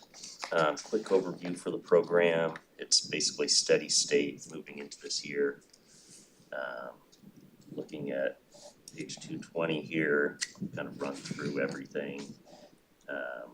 We are expecting a 4% increase in solid waste fees. That's spread pretty evenly across some of our line items there. We can drill down into where we're expecting those increases. But just a small tick up in solid waste fees. Interest, we're seeing a significant improvement there. And really that's Dan's effort in investing all of that wisely and turning it around for us. So we're appreciative of that. Overall revenues, all other revenues is expected to sink 39%. And really that's just a marker of some equipment that we were selling off this year. So that number was kind of overly inflated this year. It was an old compactor that we've since phased out, and we did all the work necessary to be able to move that on back to CAT. Total revenues projected at a 2% increase, again, just because of that slight uptick in the fees. Moving down to personnel services, we do see a modest 4% increase due to the Teamsters negotiated COLA. Materials and services, we've really worked to tighten up everything across the board and work to offset that increase in personnel services as much as possible. We still have some significant capital expenses. We're working to get some of our larger projects wrapped up and behind us so that they can start to pay us back in program efficiencies. We'll get into some of the capital line items here shortly. But overall, we see a 3% increase in requirements. Transfers out to general fund and public safety fund remain relatively steady. As you can see, there's a slight cut in what we're pushing out towards the general fund. But total expenditures increase by 2%. As you can see down at the bottom, our annual amount added to the reserve for the landfill closure and post-closure costs has increased. In coordination with DEQ, we put together a new financial assurance model this past year, and that model, we saw some savings, but we also have our treatment plants that we have to operate into post-closure as well, so we've seen increases because of the treatment plant operation.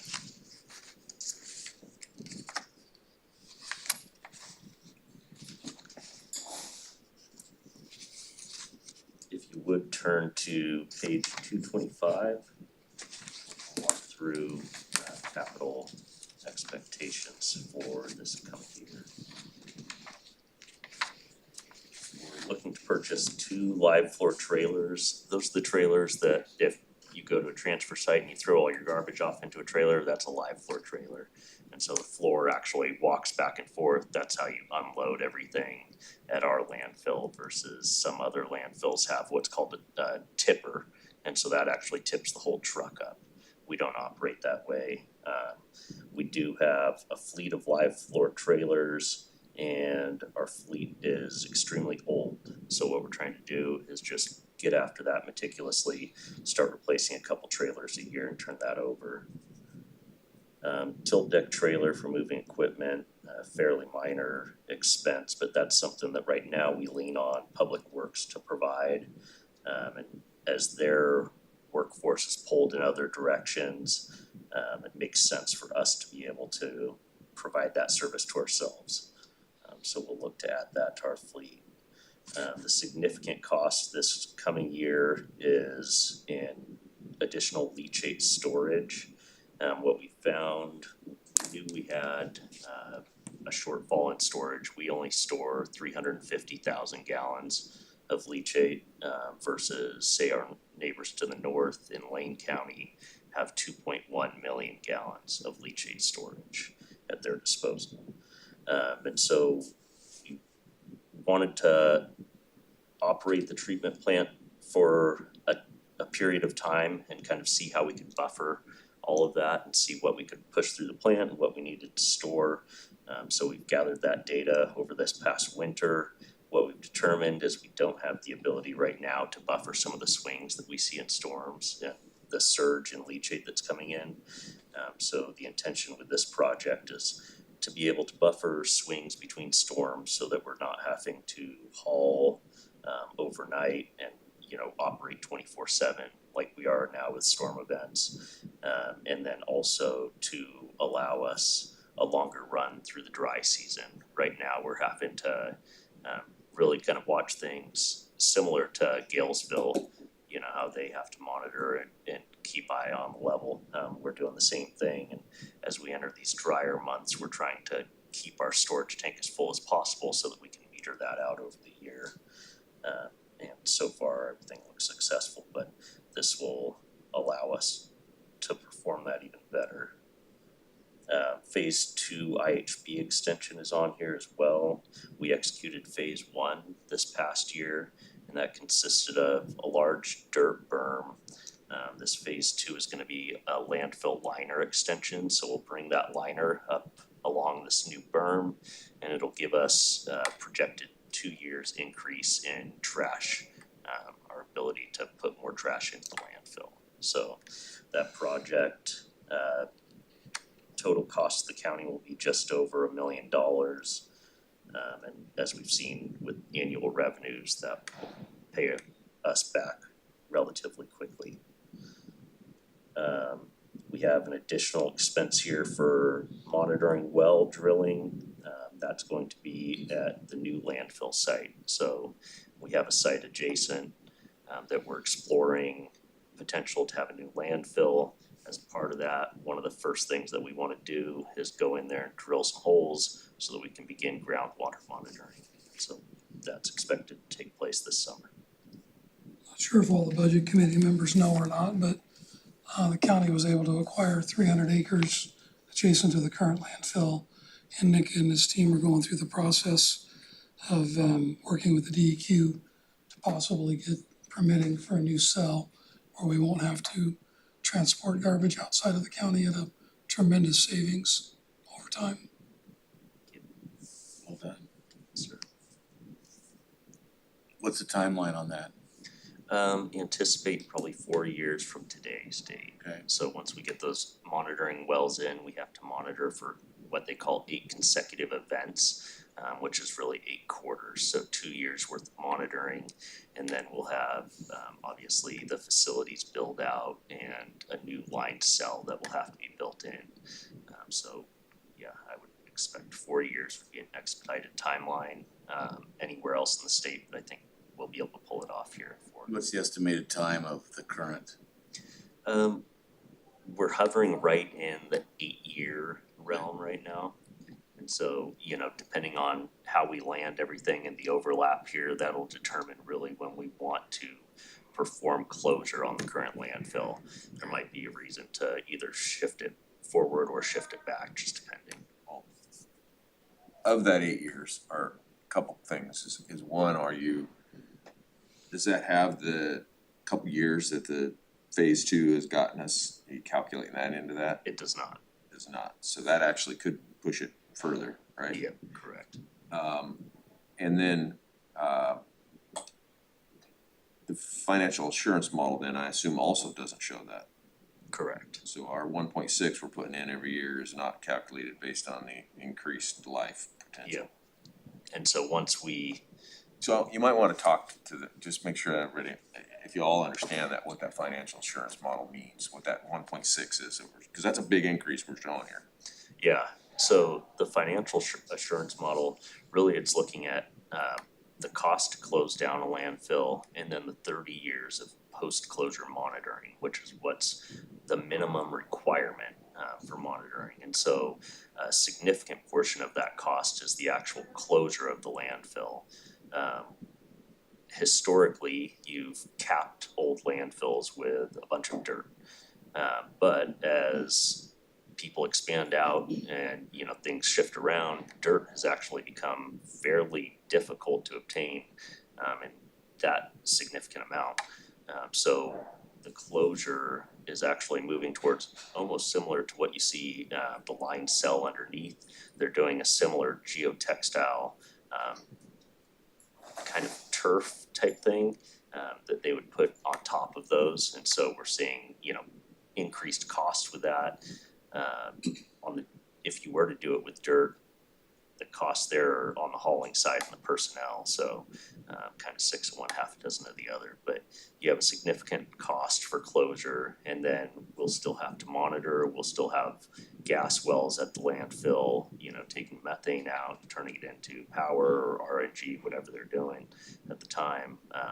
We'll still have the treatment plant, we'll still have leachate coming off that landfill. And so these are all costs that are built into that post-closure model. So what happens is that they, basically take that cost, divide it by the remaining time. Gets to a yearly amount that we're supposed to put into a fund and manage and not touch, and that's what that 1.6 million is budgeted this year. Does your 8 years also calculate doing the current close to 35% exporting?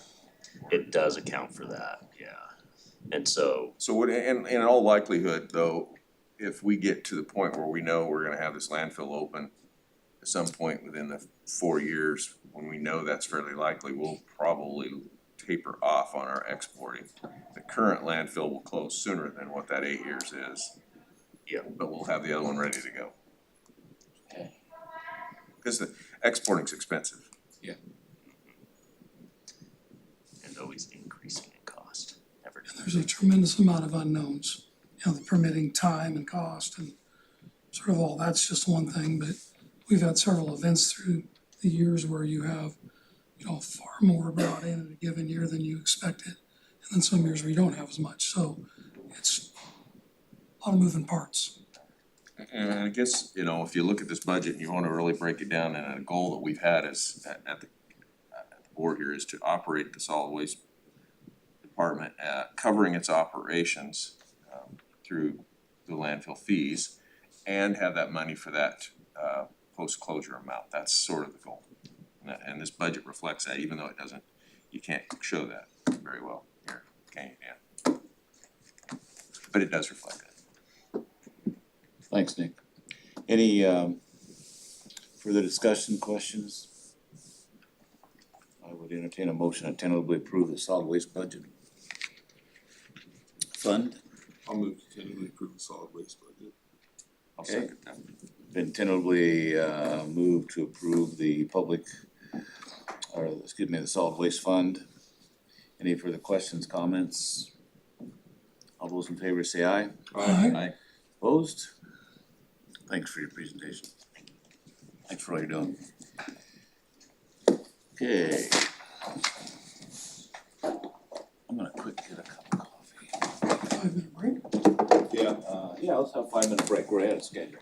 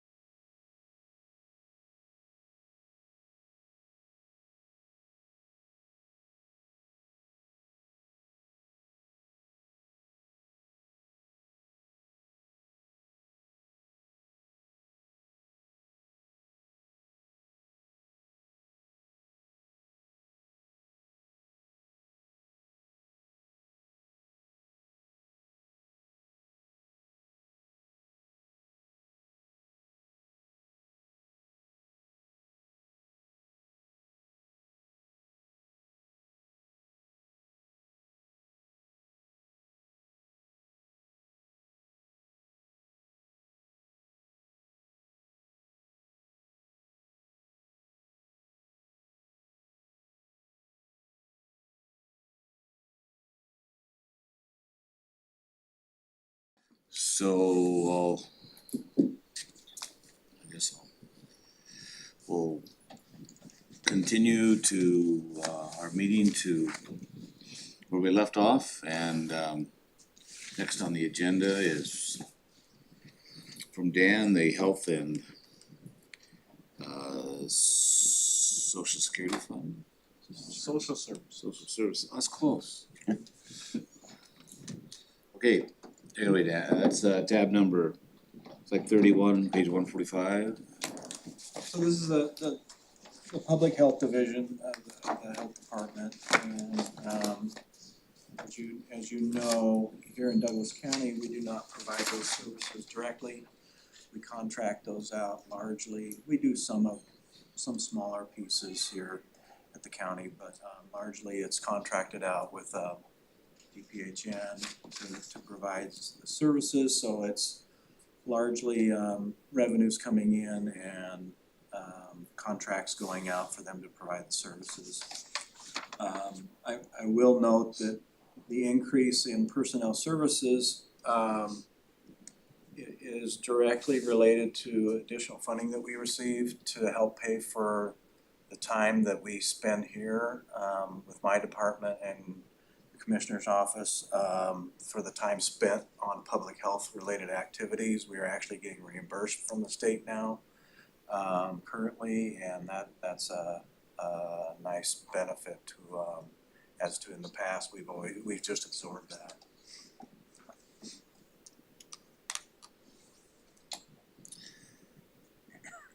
Any questions of Dan? I guess maybe I'd just like to mention that, thank you, Mr. Chair, this model of public health is an excellent model here for Douglas County. Some of the other counties around us are looking to see if this is a model that may work better for their counties. It provides services to the public in a way sort of different than traditionally, but I think it does it a lot more efficiently and creates a better partnership amongst all the organizations in the community. So I'm glad we've gone to this. We've been able to maintain our general fund contribution relatively flat over the time that we've been doing this, and sometimes there's even opportunities to bring additional revenue in, like this portion of administrative costs that Dan was just talking about. So there could be a time when it makes more sense for us not to be the public health authority, and we'll continue to evaluate that. But for right now, this model's serving the public very well. When was it, about 5 or 10 years ago, we had the big public health department, which was a. Yeah, so And when thanks Commissioner for your- Boyce and I got here, the mental health authority had been given back to the state, and the mental health services were no longer being provided through the county. However, we still had the building and all the costs of the building, and if I remember right, just the maintenance and operation cost of the building was approximately $400,000 a year just to run the building. We've since now sold that building to Adapt, and they're providing many different services, including some public health services, clinical services through their federally qualified healthcare center work that they do, but they also do mental health services there too. So building continues to operate, providing value to the public. We're just not paying to maintain it.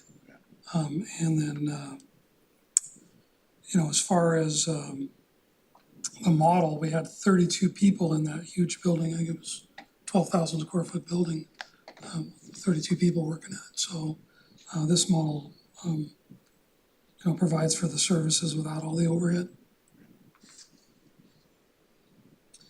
Thanks for doing that. Any questions, comments? So I'll entertain a motion to tentatively approve the public health budget. I will move to approve the public health budget. Okay, second. Second. Didn't any tentatively move to approve the Health and Social Services Fund? Any further comments, discussion? All those in favor say aye. Aye. Opposed? Thanks, Dan. Mary Newman.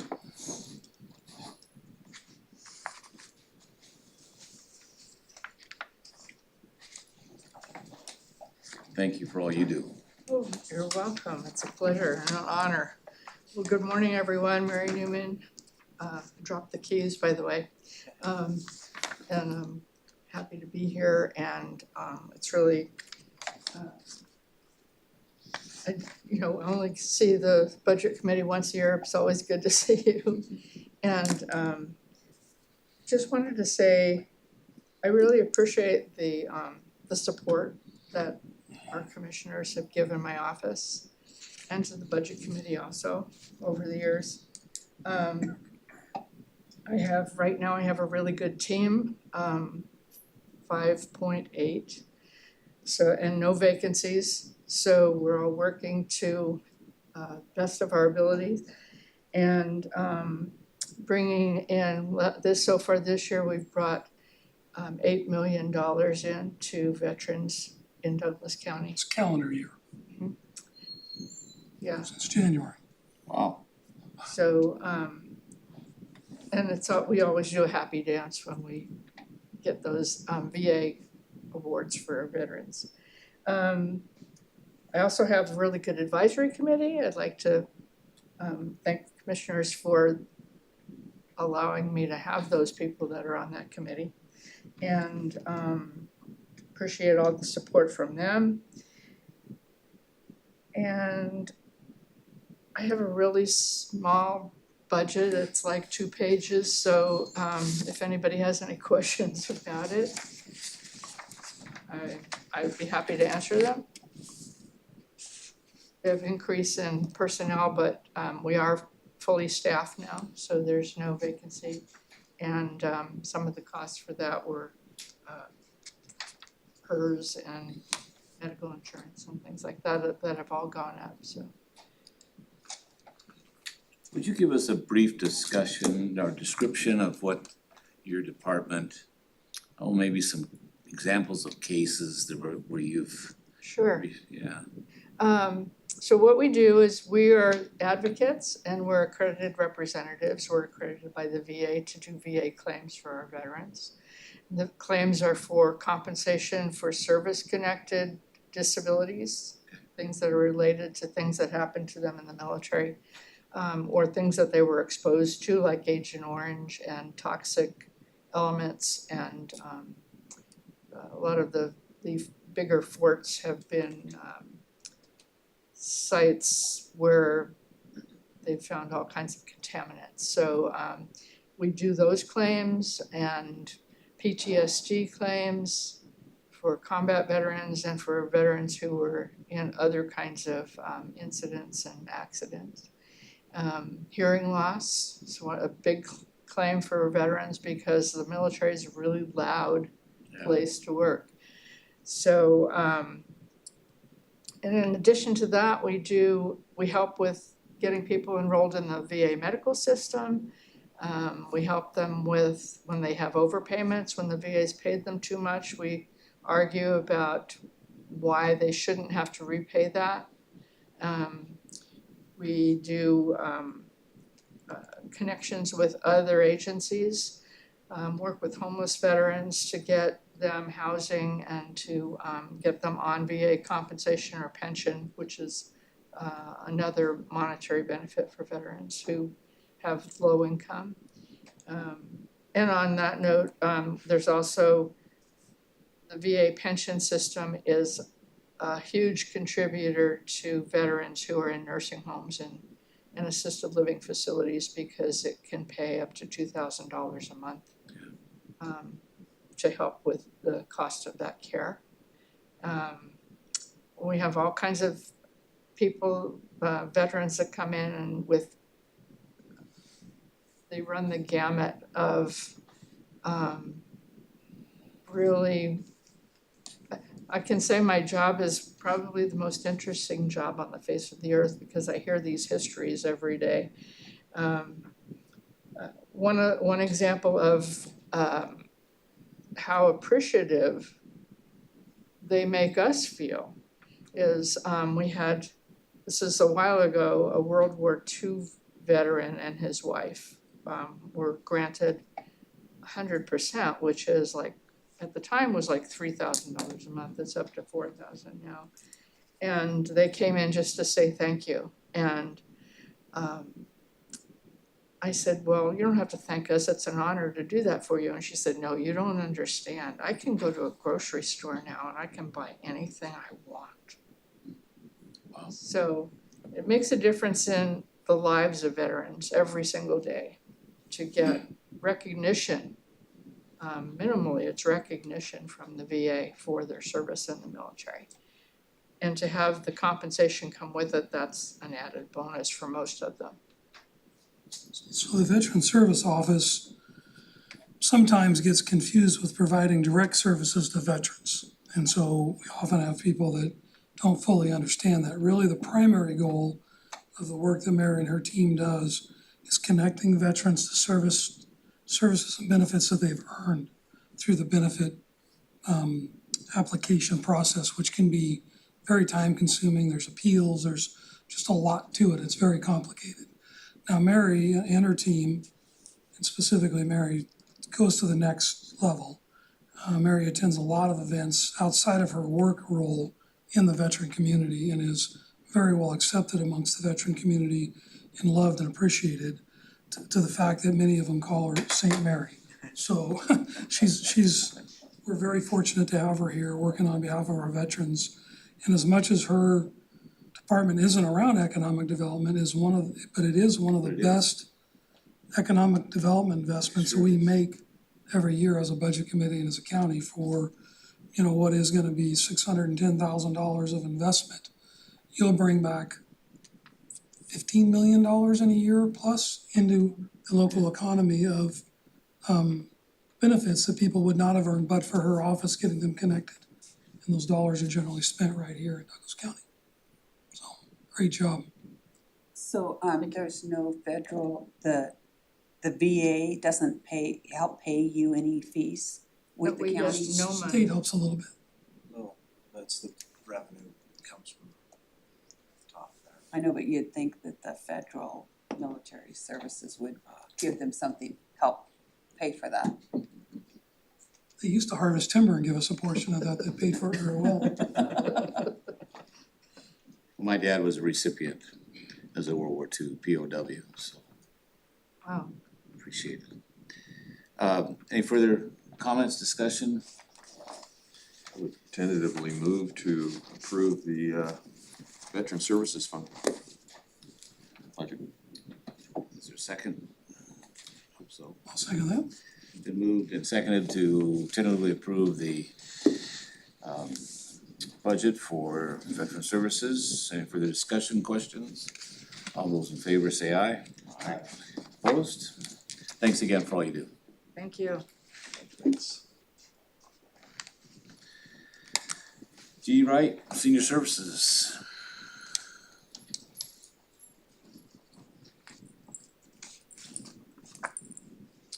Welcome. Thank you. Jeannie Wright, Douglas County Senior Services. Glad to be here today before you. That's tab 33.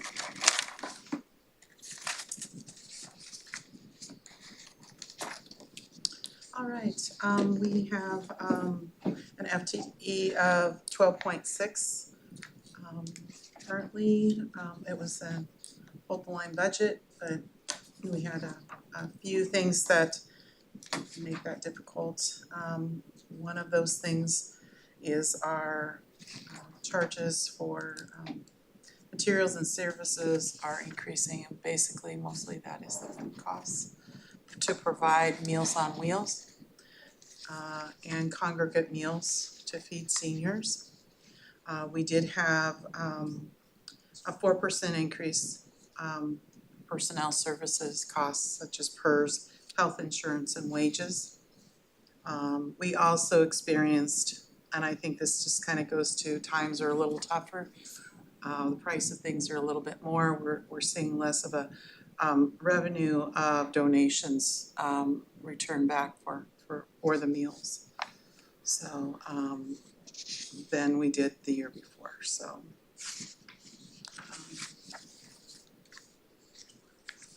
that is about pretty much the changes, unless you have questions about things. We were looking at, originally, our cost for food was gonna be about $10 a meal. We were able to negotiate that down to $9.55 per meal, so that was about a $45,000 savings there. You noticed it, I point out for the committee, 21, 22 actual number on material and services like 800,000, and this year we're budgeting almost 1.5. That's some of that, there's a significant amount of that increased cost of the meals, but a lot of that is we're feeding more people. Yes. Coming out of COVID, we never have gone back to pre-COVID numbers on meals, so. Yeah. So that's a lot of the increase there, we're feeding a lot of seniors. Hasn't our average age increased in the county? That's, Yes. I think as we're aging and there's more chronic conditions that we're seeing after, post, COVID, in a lot of individuals just because of a variety of reasons, from less social interaction to just more complicated illnesses and such, which makes them eligible for Meals on Wheels and that extra little help to keep them at home. We as commissioners get the rare opportunity at least once a year, maybe twice a year, because of weather and storms to deliver them these meals, and it's certainly a eye-opening experience for you.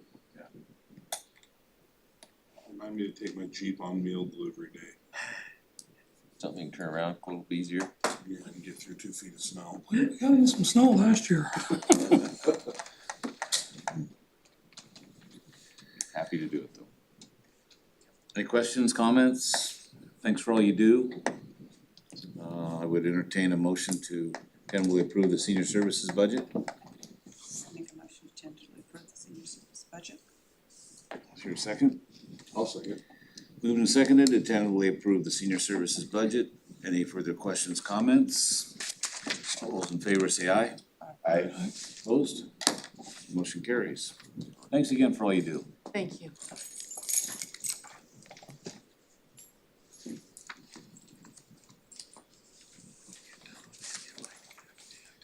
Yes.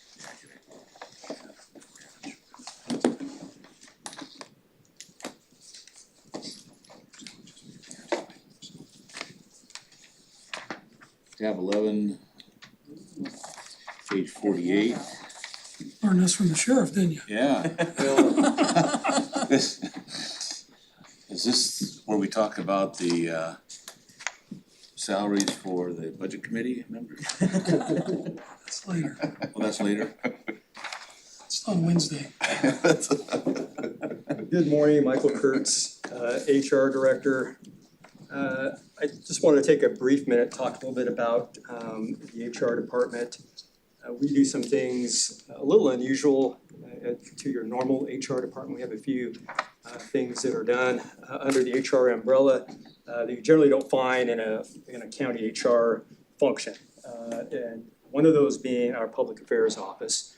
I asked the public affairs staff to pull together some information about things they did over the last year, and of course, they're a public affairs staff, so you get a cool, nice flyer. If we'd asked the accounting staff to do the same, we probably got a spreadsheet instead, but they put together a pretty nice flyer here, and you can see the amount of work and things and the variety of things that they do, including managing all public records requests. As you can see from this sheet, at kind of a year-to-date, 331 public records requests fielded and addressed, so they're averaging nearly a public request a day for an entire calendar year. Communications to the public through a county newsletter, press releases, through different social media outlets. They manage all different types of emergency communications, which you saw with the wildfires and flood events, which is a very important aspect of the work that they do. Helping facilitate special events, proclamations, the Veterans Memorial dedication, different types of award presentations. They assist with grant writing. So they've done some grants, for example, with the park, or help assist with some grants with the Parks Department, the Salmon Harbor Expansion Grant, the Federal Pure Grant, So they're very involved in grant writing within the county. They assist with the county webpage formatting and content, historical record archiving, and they do also provide some backup support for the commissioner's office. As you're aware, they only have one staff person that supports the commissioner's office. It's designated for that. So that is the public affairs side of HR.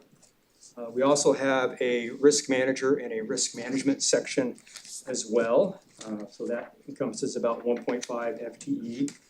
That includes our liability insurance coverage, management of all liability claims. So that's, for example, taking a tort claim all the way through potential litigation, managing the workers' compensation program, safety and Oregon OSHA compliance. We have an employee safety committee as well. Our pre-employment background screening, Department of Transportation, our DOT compliance program, review of contracts for liability management, and review of HR-specific public records requests as well. We get a lot of public records requests for personnel records. That's all ran through our risk management. Then we do, of course, all of our traditional type of HR functions, which is recruitments, new employee onboarding, all the countywide required trainings, our classifications work and salary schedules, employee benefits. One of our successes on the employee benefit side is we now have all county employees on the same health insurance. So through the union bargaining, we moved employees that were previously on the Teamsters health insurance onto our county health insurance. Still a good health insurance program, but we're saving about $240,000 a year annually just on making that change. So that's a pretty significant cost savings. We also manage all the protected leave management, so family medical leave, Oregon sick leave law, paid leave Oregon.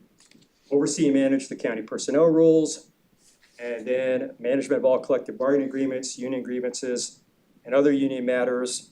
So as you heard the sheriff talk about earlier, we have 2 new unions. So we have 6 unions total.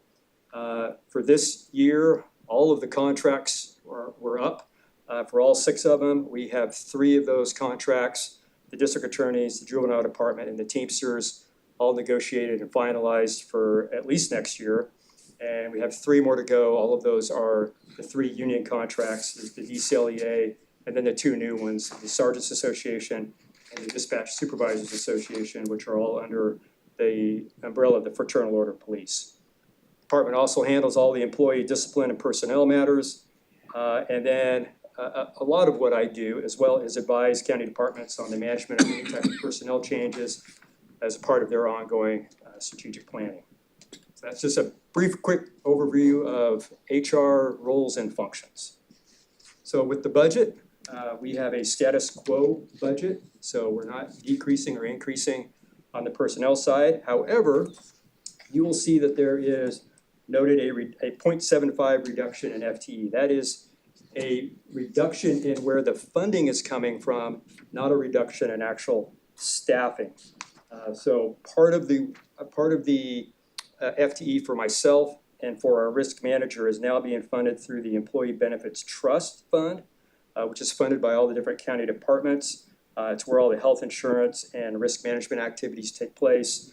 Dan felt that was the more appropriate place for some of that funding to happen. So again, I'm not trying to disguise what we're paying for staff or anything like that. It's just a more appropriate place to fund some of the FTE out of my department. On the materials and services side, we have a decrease of about $10,000 from our previous year budget. That reduction is due that we have fewer computers to replace, and there's been a reduction in our PIO expenses, our Public Information Office. We had a number of expenses last year that were just one-time equipment purchases that we don't have this year. That's the total HR recap and budget. Any questions?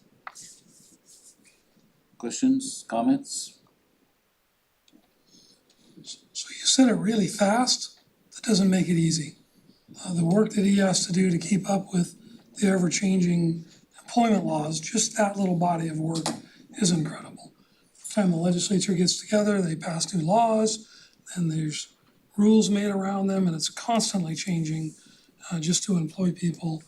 And Michael and his team do an amazing job keeping track of all that and advising the department heads and the commissioners on how to handle all things related to employees, so. Especially with 6 unions, huh?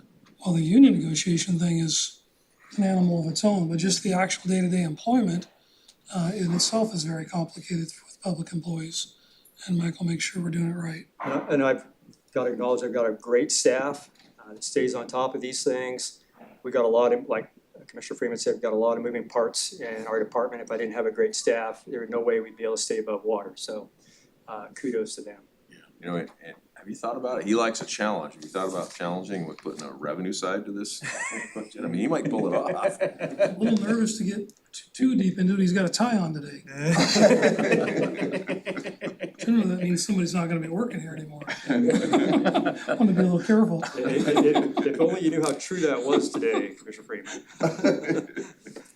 Is union negotiations, do you have to negotiate with the unions every year? How often do you negotiate? No, it depends on the length of the contract. So we have we generally don't have contracts beyond 3 years.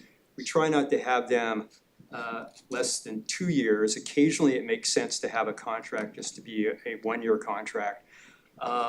There's a couple considerations of that. One is how comfortable we are down the road with future budgets.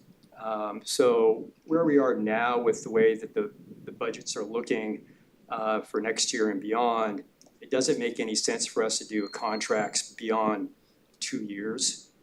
So we've shortened those down to 2-year contracts. In the past, so we've had a few 3-year contracts.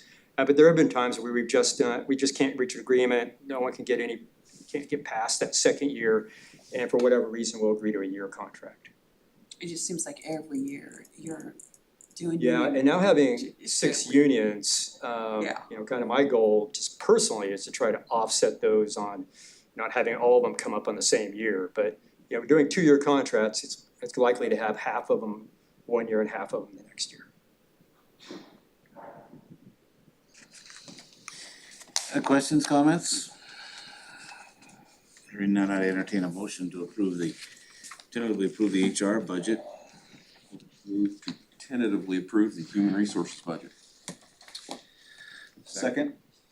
Seconded, tentatively approve the HR budget. Further comments, discussion? Thanks for all you do, Mike. And all those in favor, say aye. Aye. Opposed? Great. Thank you. So we're running ahead of schedule, and I see Dave in the crowd, and there's no reason we can't put that in. Yeah, Dave, you wanna be sure it's done early? I was watching, you know, running early. That's good. What time's your tea time? I wish. Hello, members of the committee and commissioners, Dave Palmer, Facilities Director. So a brief overview of what we do is the Facilities Department is responsible for new construction, repair, remodeling, maintenance, and cleaning of county office spaces. We also assist other departments with facility repairs, planning, design, project management, contracting, and procurement for facility-related goods and services. So before you is the 25-26 building facilities budget. This is the proposed budget, and it's $3,660,561. So as far as the facility staffing, it's the same as last year, 15 FTE. We see a 5% increase, which is pretty common for pretty much everybody else, so I think we're right in there. One of the reasons why I think it's come down from about 7% is that we have a lot of people that are topped out now. So we've had some retention, which is good. We have the same people, so they're already topped out as far as they can go. So now we're just seeing COLAs for them. When it comes to the operational portion of our material services budget, it has increased, and that's primarily due to utilities. So what we noticed last year, just after the first of the year, is that our power bills, even though our usage is less, the power bills have gone up. And so we had to, and it come out to about, between power bills and waste, it was about $80,000 a year that we had to increase just for that. So everything else, we try and keep it steady, but those are things that we don't have a whole lot we can do with that. And we track it, like I said, annually. As far as our projects, we have 5 infrastructure projects. One is the public elevator modernization in the Justice Building. Heating, water piping repair between the courthouse and Justice Building. We've had a leak there for the last 3 years. We need to get that addressed. Reedsport exterior door replacement, so similar to this building, it has the old double key, so if somebody's locked in and they can't find their key, we're gonna have a tough time getting out, so we're gonna put panic bars just like we did here, just for safety and security. We'll also have it set up for card access if we decide to do that in the future. And we also have replaced water piping in the courthouse building. So this building has some old galvanized piping. We're just chasing our tail every year trying to find fixes and repairs. So we're gonna start the plan to start replacing that so that we can actually have water instead of just turning sinks off because we can't get the water piping fixed. If you're on a fun tour, have Dave take you downstairs and you can crawl through the tunnels they've dug under the building trying to fix pipes. Yeah, there's Quite a bit tunnels of that fun.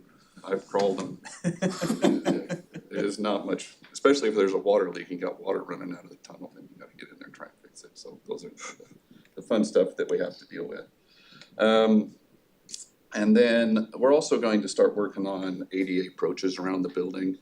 Some of them I've noticed when we're out and about that people in wheelchairs really have a struggle. And so we're gonna try and start that process. I don't know, this is just the kind of the planning. I already have a plan for out here. Some of it just has to be engineered. So we're gonna start that planning. We'll see how far we get, and it'll be a process over the next several years to kind of update our ADA into the building. It's something that we need to do long-term just to get some of that stuff. Dave, is some of that available for grant? Yeah, and that's one of the things that we absolutely are gonna go for grants too. I mean, this will be to supplement that. Obviously, we're gonna have to have something we have to put in. And that's why the number that we put in is pretty low. Because we're just looking at matching funds. And then I'll be working with Dan on that and we'll figure out where we end up and what the future holds too. Cause obviously, we're not gonna do it all at once. It's just little bits at a time and start. Did you have a comment, Katie, or was that the same one? I was agreeing with you. Okay. So all of those come up to $885,000. So kind of interesting in, if you look at the tabs, really where that ended up, because a lot of that was put under our structural. So it ended up in our materials and services. So if you look at the line item, went from $1,123,000 and change to $2,026,000. All of those projects are put into the material and services under the structural, which is not uncommon because the elevators and all these things are kind of considered in that item line. But if you look down below, our capital outlay is zero because we're not really adding anything. So last year's was the $2.5 million chiller project, which is just, we have them running, we're just fine tuning them right now for the summer. It's a great project and happy to get that finished. So overall, our budget is down quite a bit. I'll be honest, it's down because we didn't have that big project, and so we've got that completed. What was that again? Well, so to say it in the way that So that it's cool water for air conditioning for the building. We had chillers that were 40-some years old, and we were on borrowed time. We couldn't get the refrigerant anymore, so if one would've went down, we wouldn't have had any cooling for anybody. And so I've been talking about it with the commissioners for quite a while. They were gracious enough to get it funded for us. So in looking at the budget, in order to read it, and something I had to get used to is if you are replacing something completely, then it could go under capital like that. Otherwise, if you're repairing it, it goes under materials and services. So that's why we're repairing a whole bunch of things this year, not replacing a bunch of things like last year. Yeah, so it looks like our budget's way down. Well, it's because, let's be honest, it was because of last year's, we had that huge capital outlay project, so essentially, I consider this as a flatline budget from what our goal is. So we're not trying to, bump up, we're trying to keep a flat line. Last year with a $2.5 million project, we had no flat line there. We can't hide it, we can't do, over several years, there was just put that one in there, so essentially our goal is to keep a flat line budget, keep the buildings open and operating and everybody comfortable. And with this, I think we're doing that. How many total facilities do you guys take care of? I think that we have 13, but we take care of everybody. So even the fairgrounds, if they need assistance, we assist them. And so we're all over the place. The only one that since I've been here that we haven't assisted is Parks Department. They have their own maintenance crew and everything else, so they're really independent. But everybody else, I mean, if Scott Adams calls me up and they need something, we take care of it for them. Question, what's the percentage of this building being used, both the old part and the new part? So we are really at 100%. I mean, we really don't have any space to offer. We've worked hard on that. Good. Yeah, we had a bunch of vacant room area 10 years ago, but we have found tenants and expanded and revenues from doing that. Is that Move moving? people around. Okay. So we're pretty much at 100% in this building. I can't think of any really open space, and we have some storage space, but it's not conditioned, so it's kind of. You have state parole and probation, you've got OLCC, and you've got Oregon Youth Authority, State genealogy. Water Master, genealogy, those are all sort of non-county things that are here. And rent and. Where are those rents at? It's in the general fund under undesignated. So most of those go to So the they don't land show up in this portion? Yes, not directly right here. Actually, if you look at our revenues, we get half of genealogy. It's a huge, man, I tell you what, that really offsets nothing.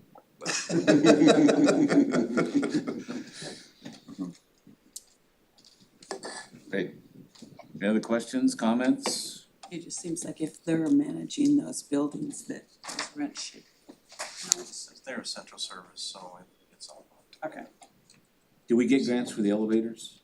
So I've been working on that for the last 3 years to try and get some grant funding. We're still hoping, but last year, those elevators, both of them were down for a week.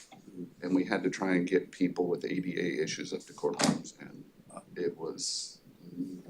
Every now and then they go down with somebody inside of them and we get a That's visit all. from the fire department. Yeah, that was a whole nother thing. They almost had to break into one of them to get a gal out. So we're really on borrowed time with those. I put that off it was one of the things that came up when I first got here, and I just kept pushing it off, but we've had too many incidents this last year. So I know that Rep. Boyce and Senator, they're both working on it through the legislature, and there's some funding. I've been watching the House bill, and it really hasn't gotten any traction, so I'm still continuing to watch that to see if anything happens. Capital construction funding comes right at the Yeah. end, so don't be too disappointed yet. Well, I'm happens not, quick. it's, yeah, You get all like I excited said, and I've been disappointed watching like it within to about see 3 days. if there's any movement, so. Okay. Anything else? I would entertain a motion to tentatively approve the building part, the facilities. Building facilities budget. I'll second that. Okay, been moved and seconded to tentatively approve the building and facilities budget. Any further questions, comments? Hearing none, all those in favor say aye. Aye. Opposed? Thanks, Dave. All right, thank you. So Dan, do you wanna, some of the things that we have for tomorrow, or even if you want to go through the financial services, Just start down your list. yeah. We can do some of mine. So tab number 9, page 40.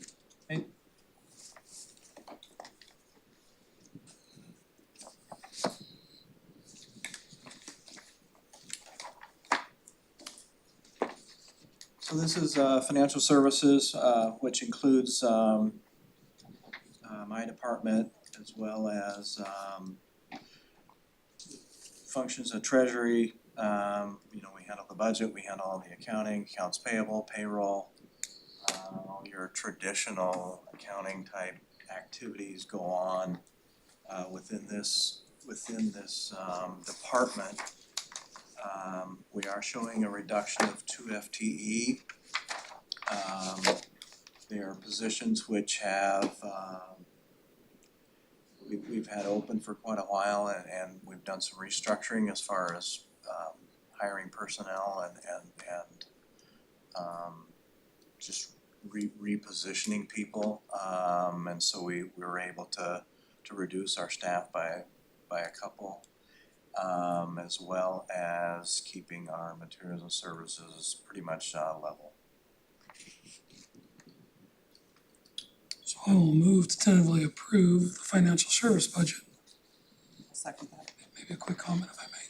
Yeah, so it's been moved and seconded to tentatively approve the financial services budgets. Any comments, questions? If I may please. So in January, the Board of Commissioners did what we termed a hiring freeze.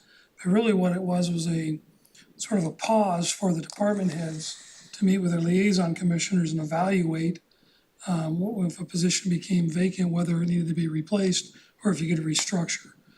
Dan was one of the first to take advantage of that, and this is part of that outcome, trying to find ways to be more efficient.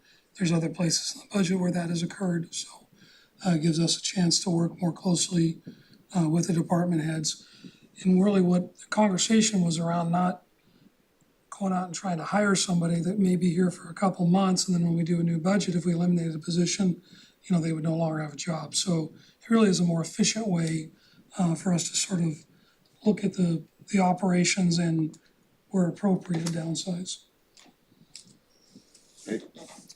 I'll also add that, the staff I have right now, we're fully staffed for the first time since I've been here. And I have an exceptional group of people. This budget document being an example of that. Annual report we do every year. A lot of work goes on behind the scenes to keep the money flowing and invested, and I'm very appreciative of my staff that I have. We're in your blue category here is tax collection. That's our next department. Oh, okay, section 9, gotcha. Any other comments, questions? Thanks, Dan, for all you do.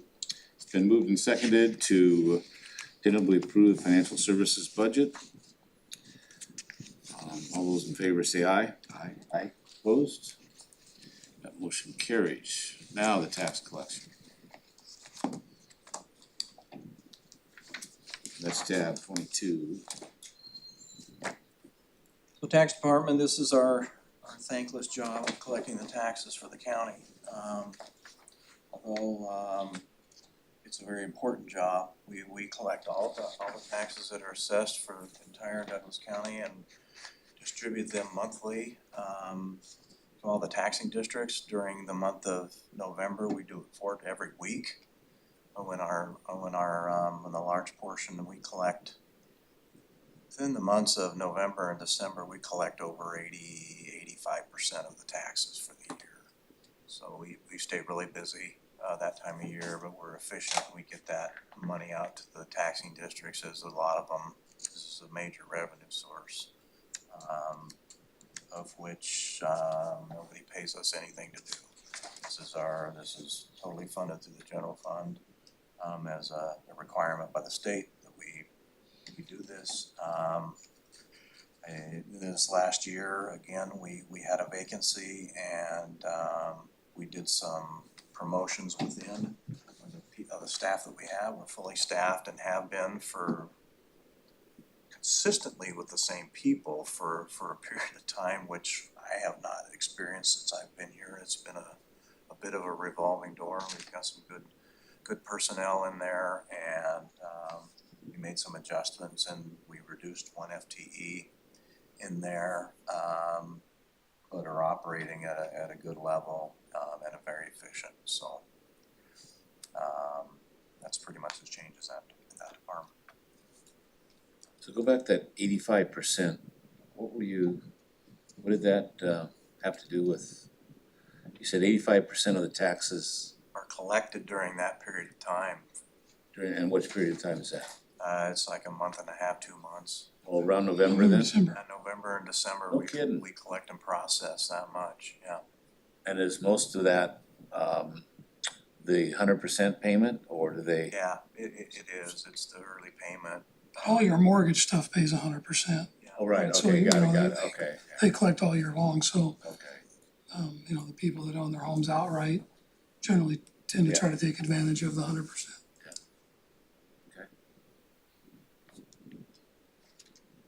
Any other comments, questions? Entertain a motion to tentatively approve the tax collection budget. I'll make a motion to tentatively approve the tax collection fund. Okay, Second. second, been moved and seconded. Any other further questions, comments? All those in favor say aye. Aye. Opposed? Motion carries. And then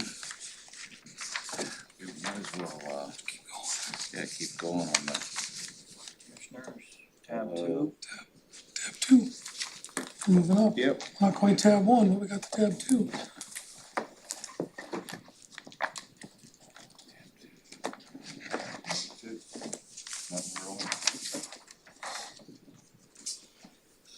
Board of Commissioners, Department, 4 FTE, 3 elected officials and one administrative assistant. Increase there is clothes and some just general increases to PERS and medical. We did reduce materials and services somewhat just due to trends and just haven't been spending as much as we budgeted, so we reduced that. So Dan, I know in the administrative costs of public health, you've factored in a bunch of different stuff that doesn't reflect in this budget, but it goes into the general fund and That's correct. makes its way back in. If you look at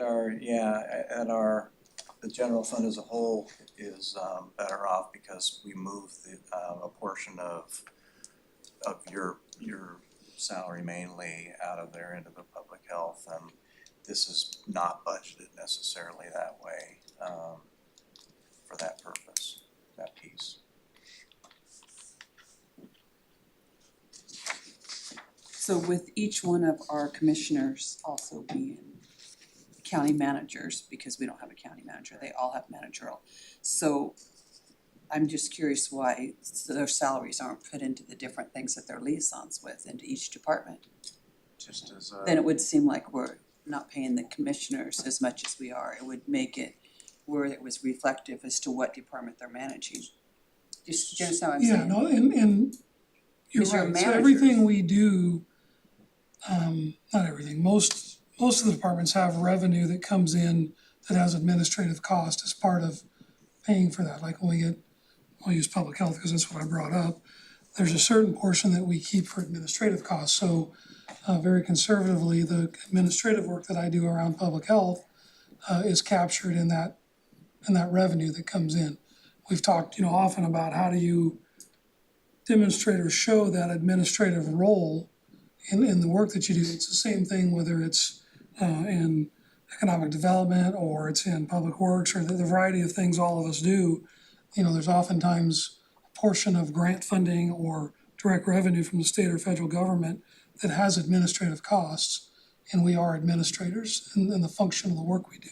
It's just hard to capture all that, and I'm not convinced the accounting to capture all that would be worth the I was time. just gonna add that, It's like. for the departments where it does make sense, we capture it through the transfers back into the general fund. So if you look at the solid waste department, you look at Salmon Harbor, you look at some of those departments that generate revenue, we have a line item expense from them, revenue back into the general fund to pay for the overhead cost of central services, of which the commissioners are part of that. But it doesn't make sense to split it out between the general fund departments because they're all funded by the general fund as well. So it becomes an accounting kind of a nightmare to nickel and dime every little piece. But where we can recapture that with the departments that do produce revenue, we do that through the interfund transfers. Okay, yeah, it just doesn't show it It when you does look not. in here on the It does commissioners, not it looks like directly. they're costing us all this money and people aren't realizing that their administrative grants and the different stuff comes in and helps pay for this.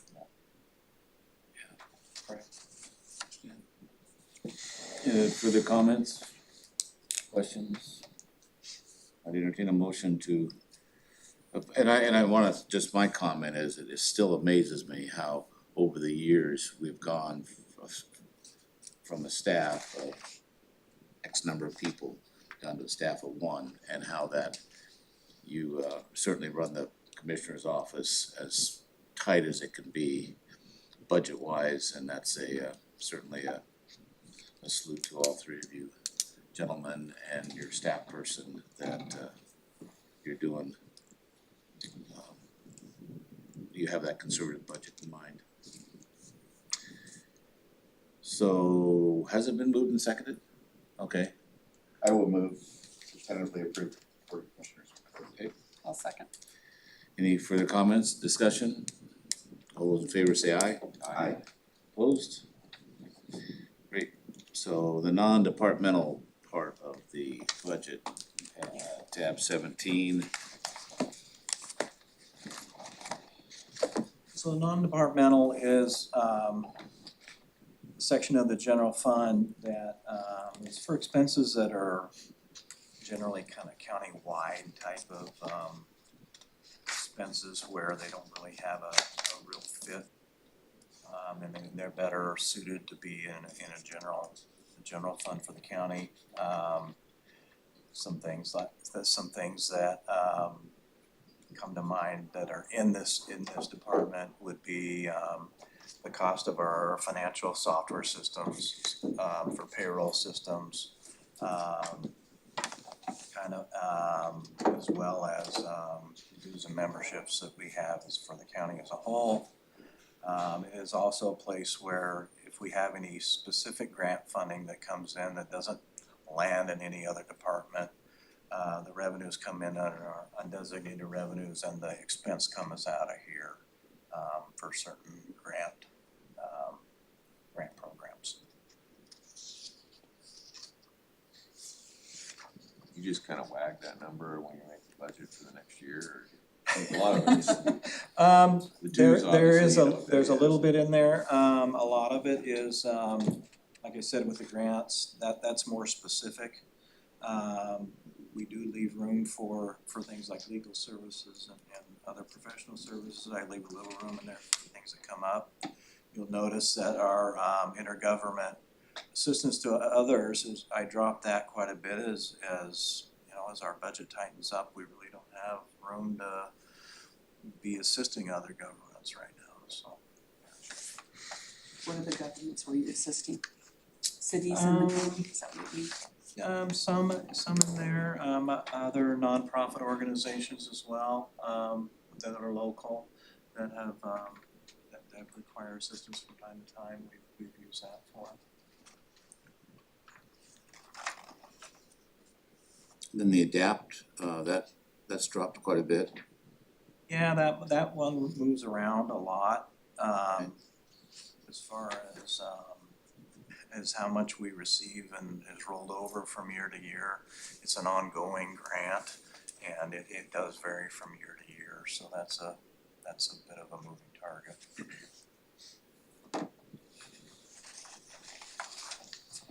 I will move to tentatively approve the non-departmental budget. I'll second that.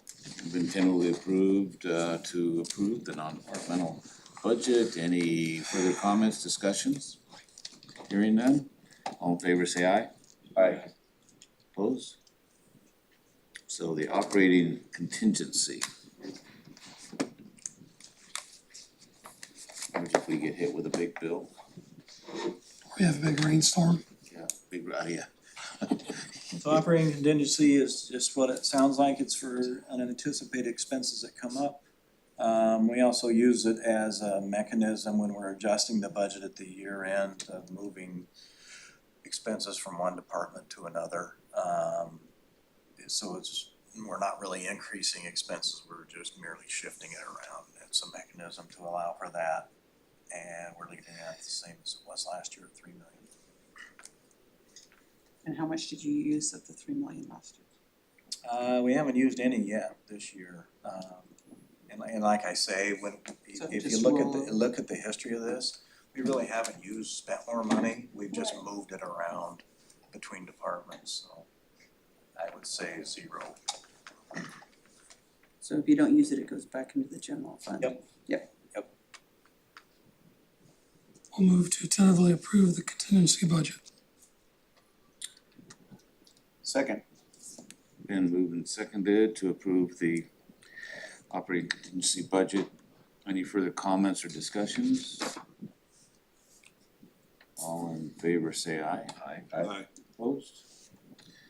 It's approved, and then the non-department transfers out. 24. So this section of the budget is the money that is transferred out from the general fund to other funds and or departments to assist in the funding. Public safety being by far the largest user of these funds.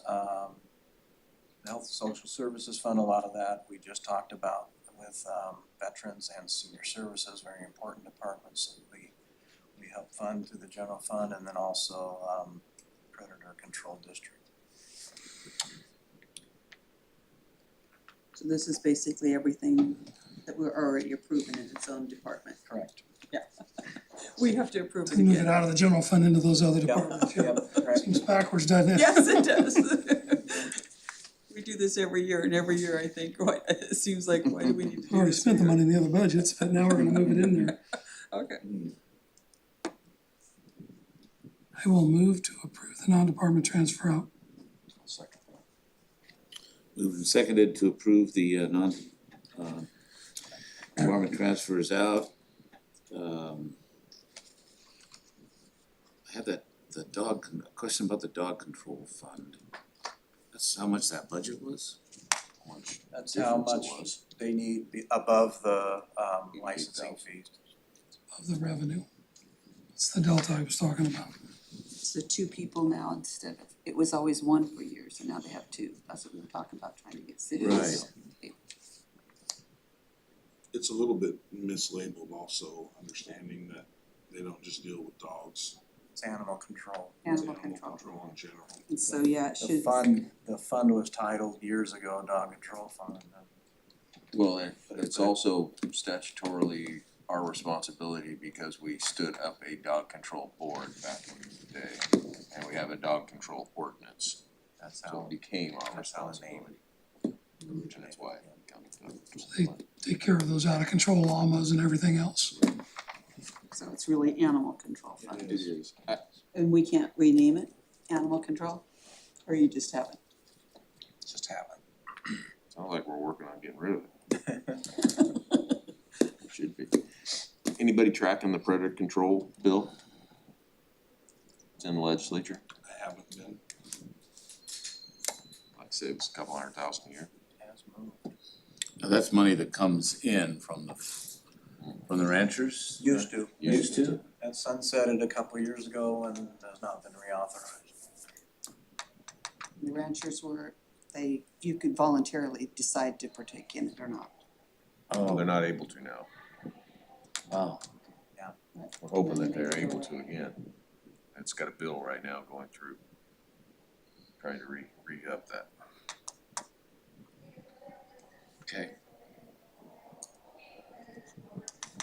So, I mean, is that something we're required to fund? Required, no. Which one, the predator control? Yeah. I don't know that we're required to fund anything. Pardon me? I'm not sure we're required to fund anything. We're not required, no. It's not, there's no statute that requires that. So what are your thoughts on that?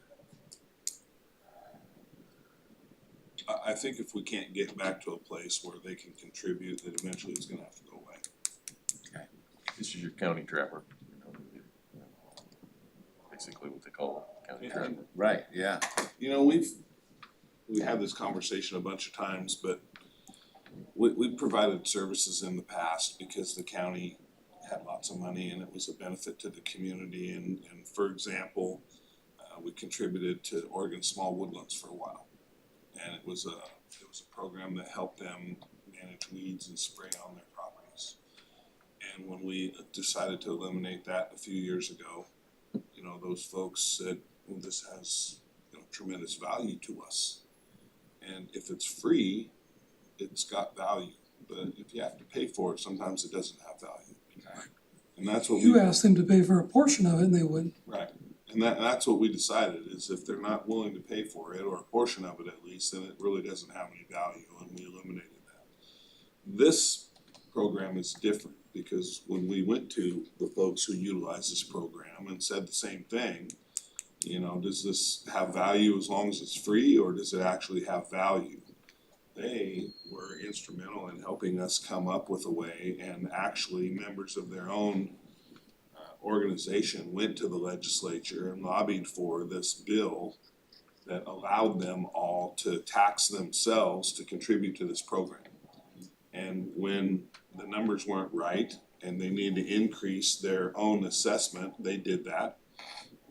And then the legislature really let politics get involved, and the idea of, you know, hurting furry animals became the topic of renewing this bill that really was a funding bill.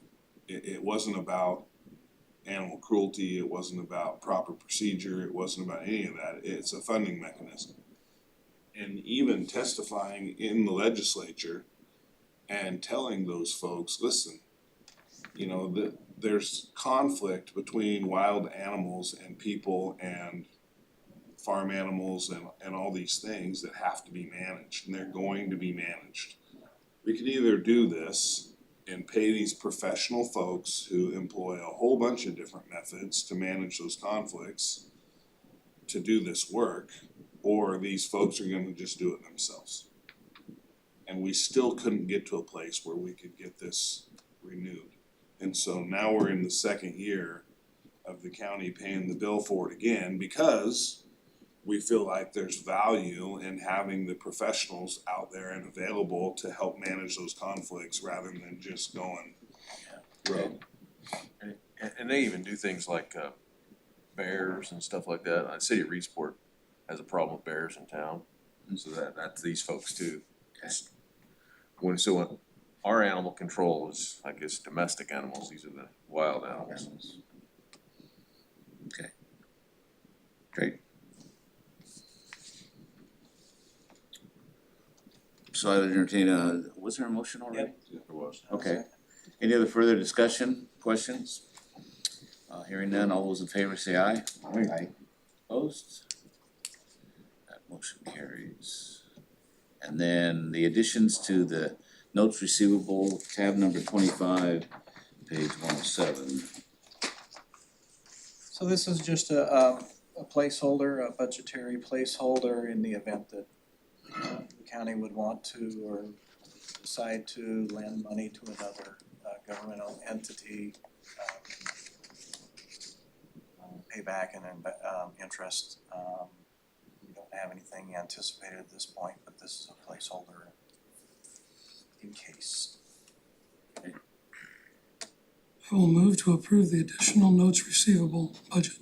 I'll second that. Been moved and seconded to approve the additions to the notes receivable. Any questions, comments? Didn't we do this in the past? It looks like it's all zeros here, but I thought we had done this. We did it back in 2018, I think was the last time we did it with the city of Oakland. Oh, okay, I guess we're too far back. Remember how much money that was, I just looked at that the other day. or what it was for? Seemed like it was for an improvement project. We actually refinanced some stuff that they had That's what at a it really was. high interest rate, and we were at that time making almost nothing. Commissioner Boyce worked with the finance department to get a better interest rate for the county and save them a bunch of money on their loan. I remember that. Great. So was there a motion? Yep.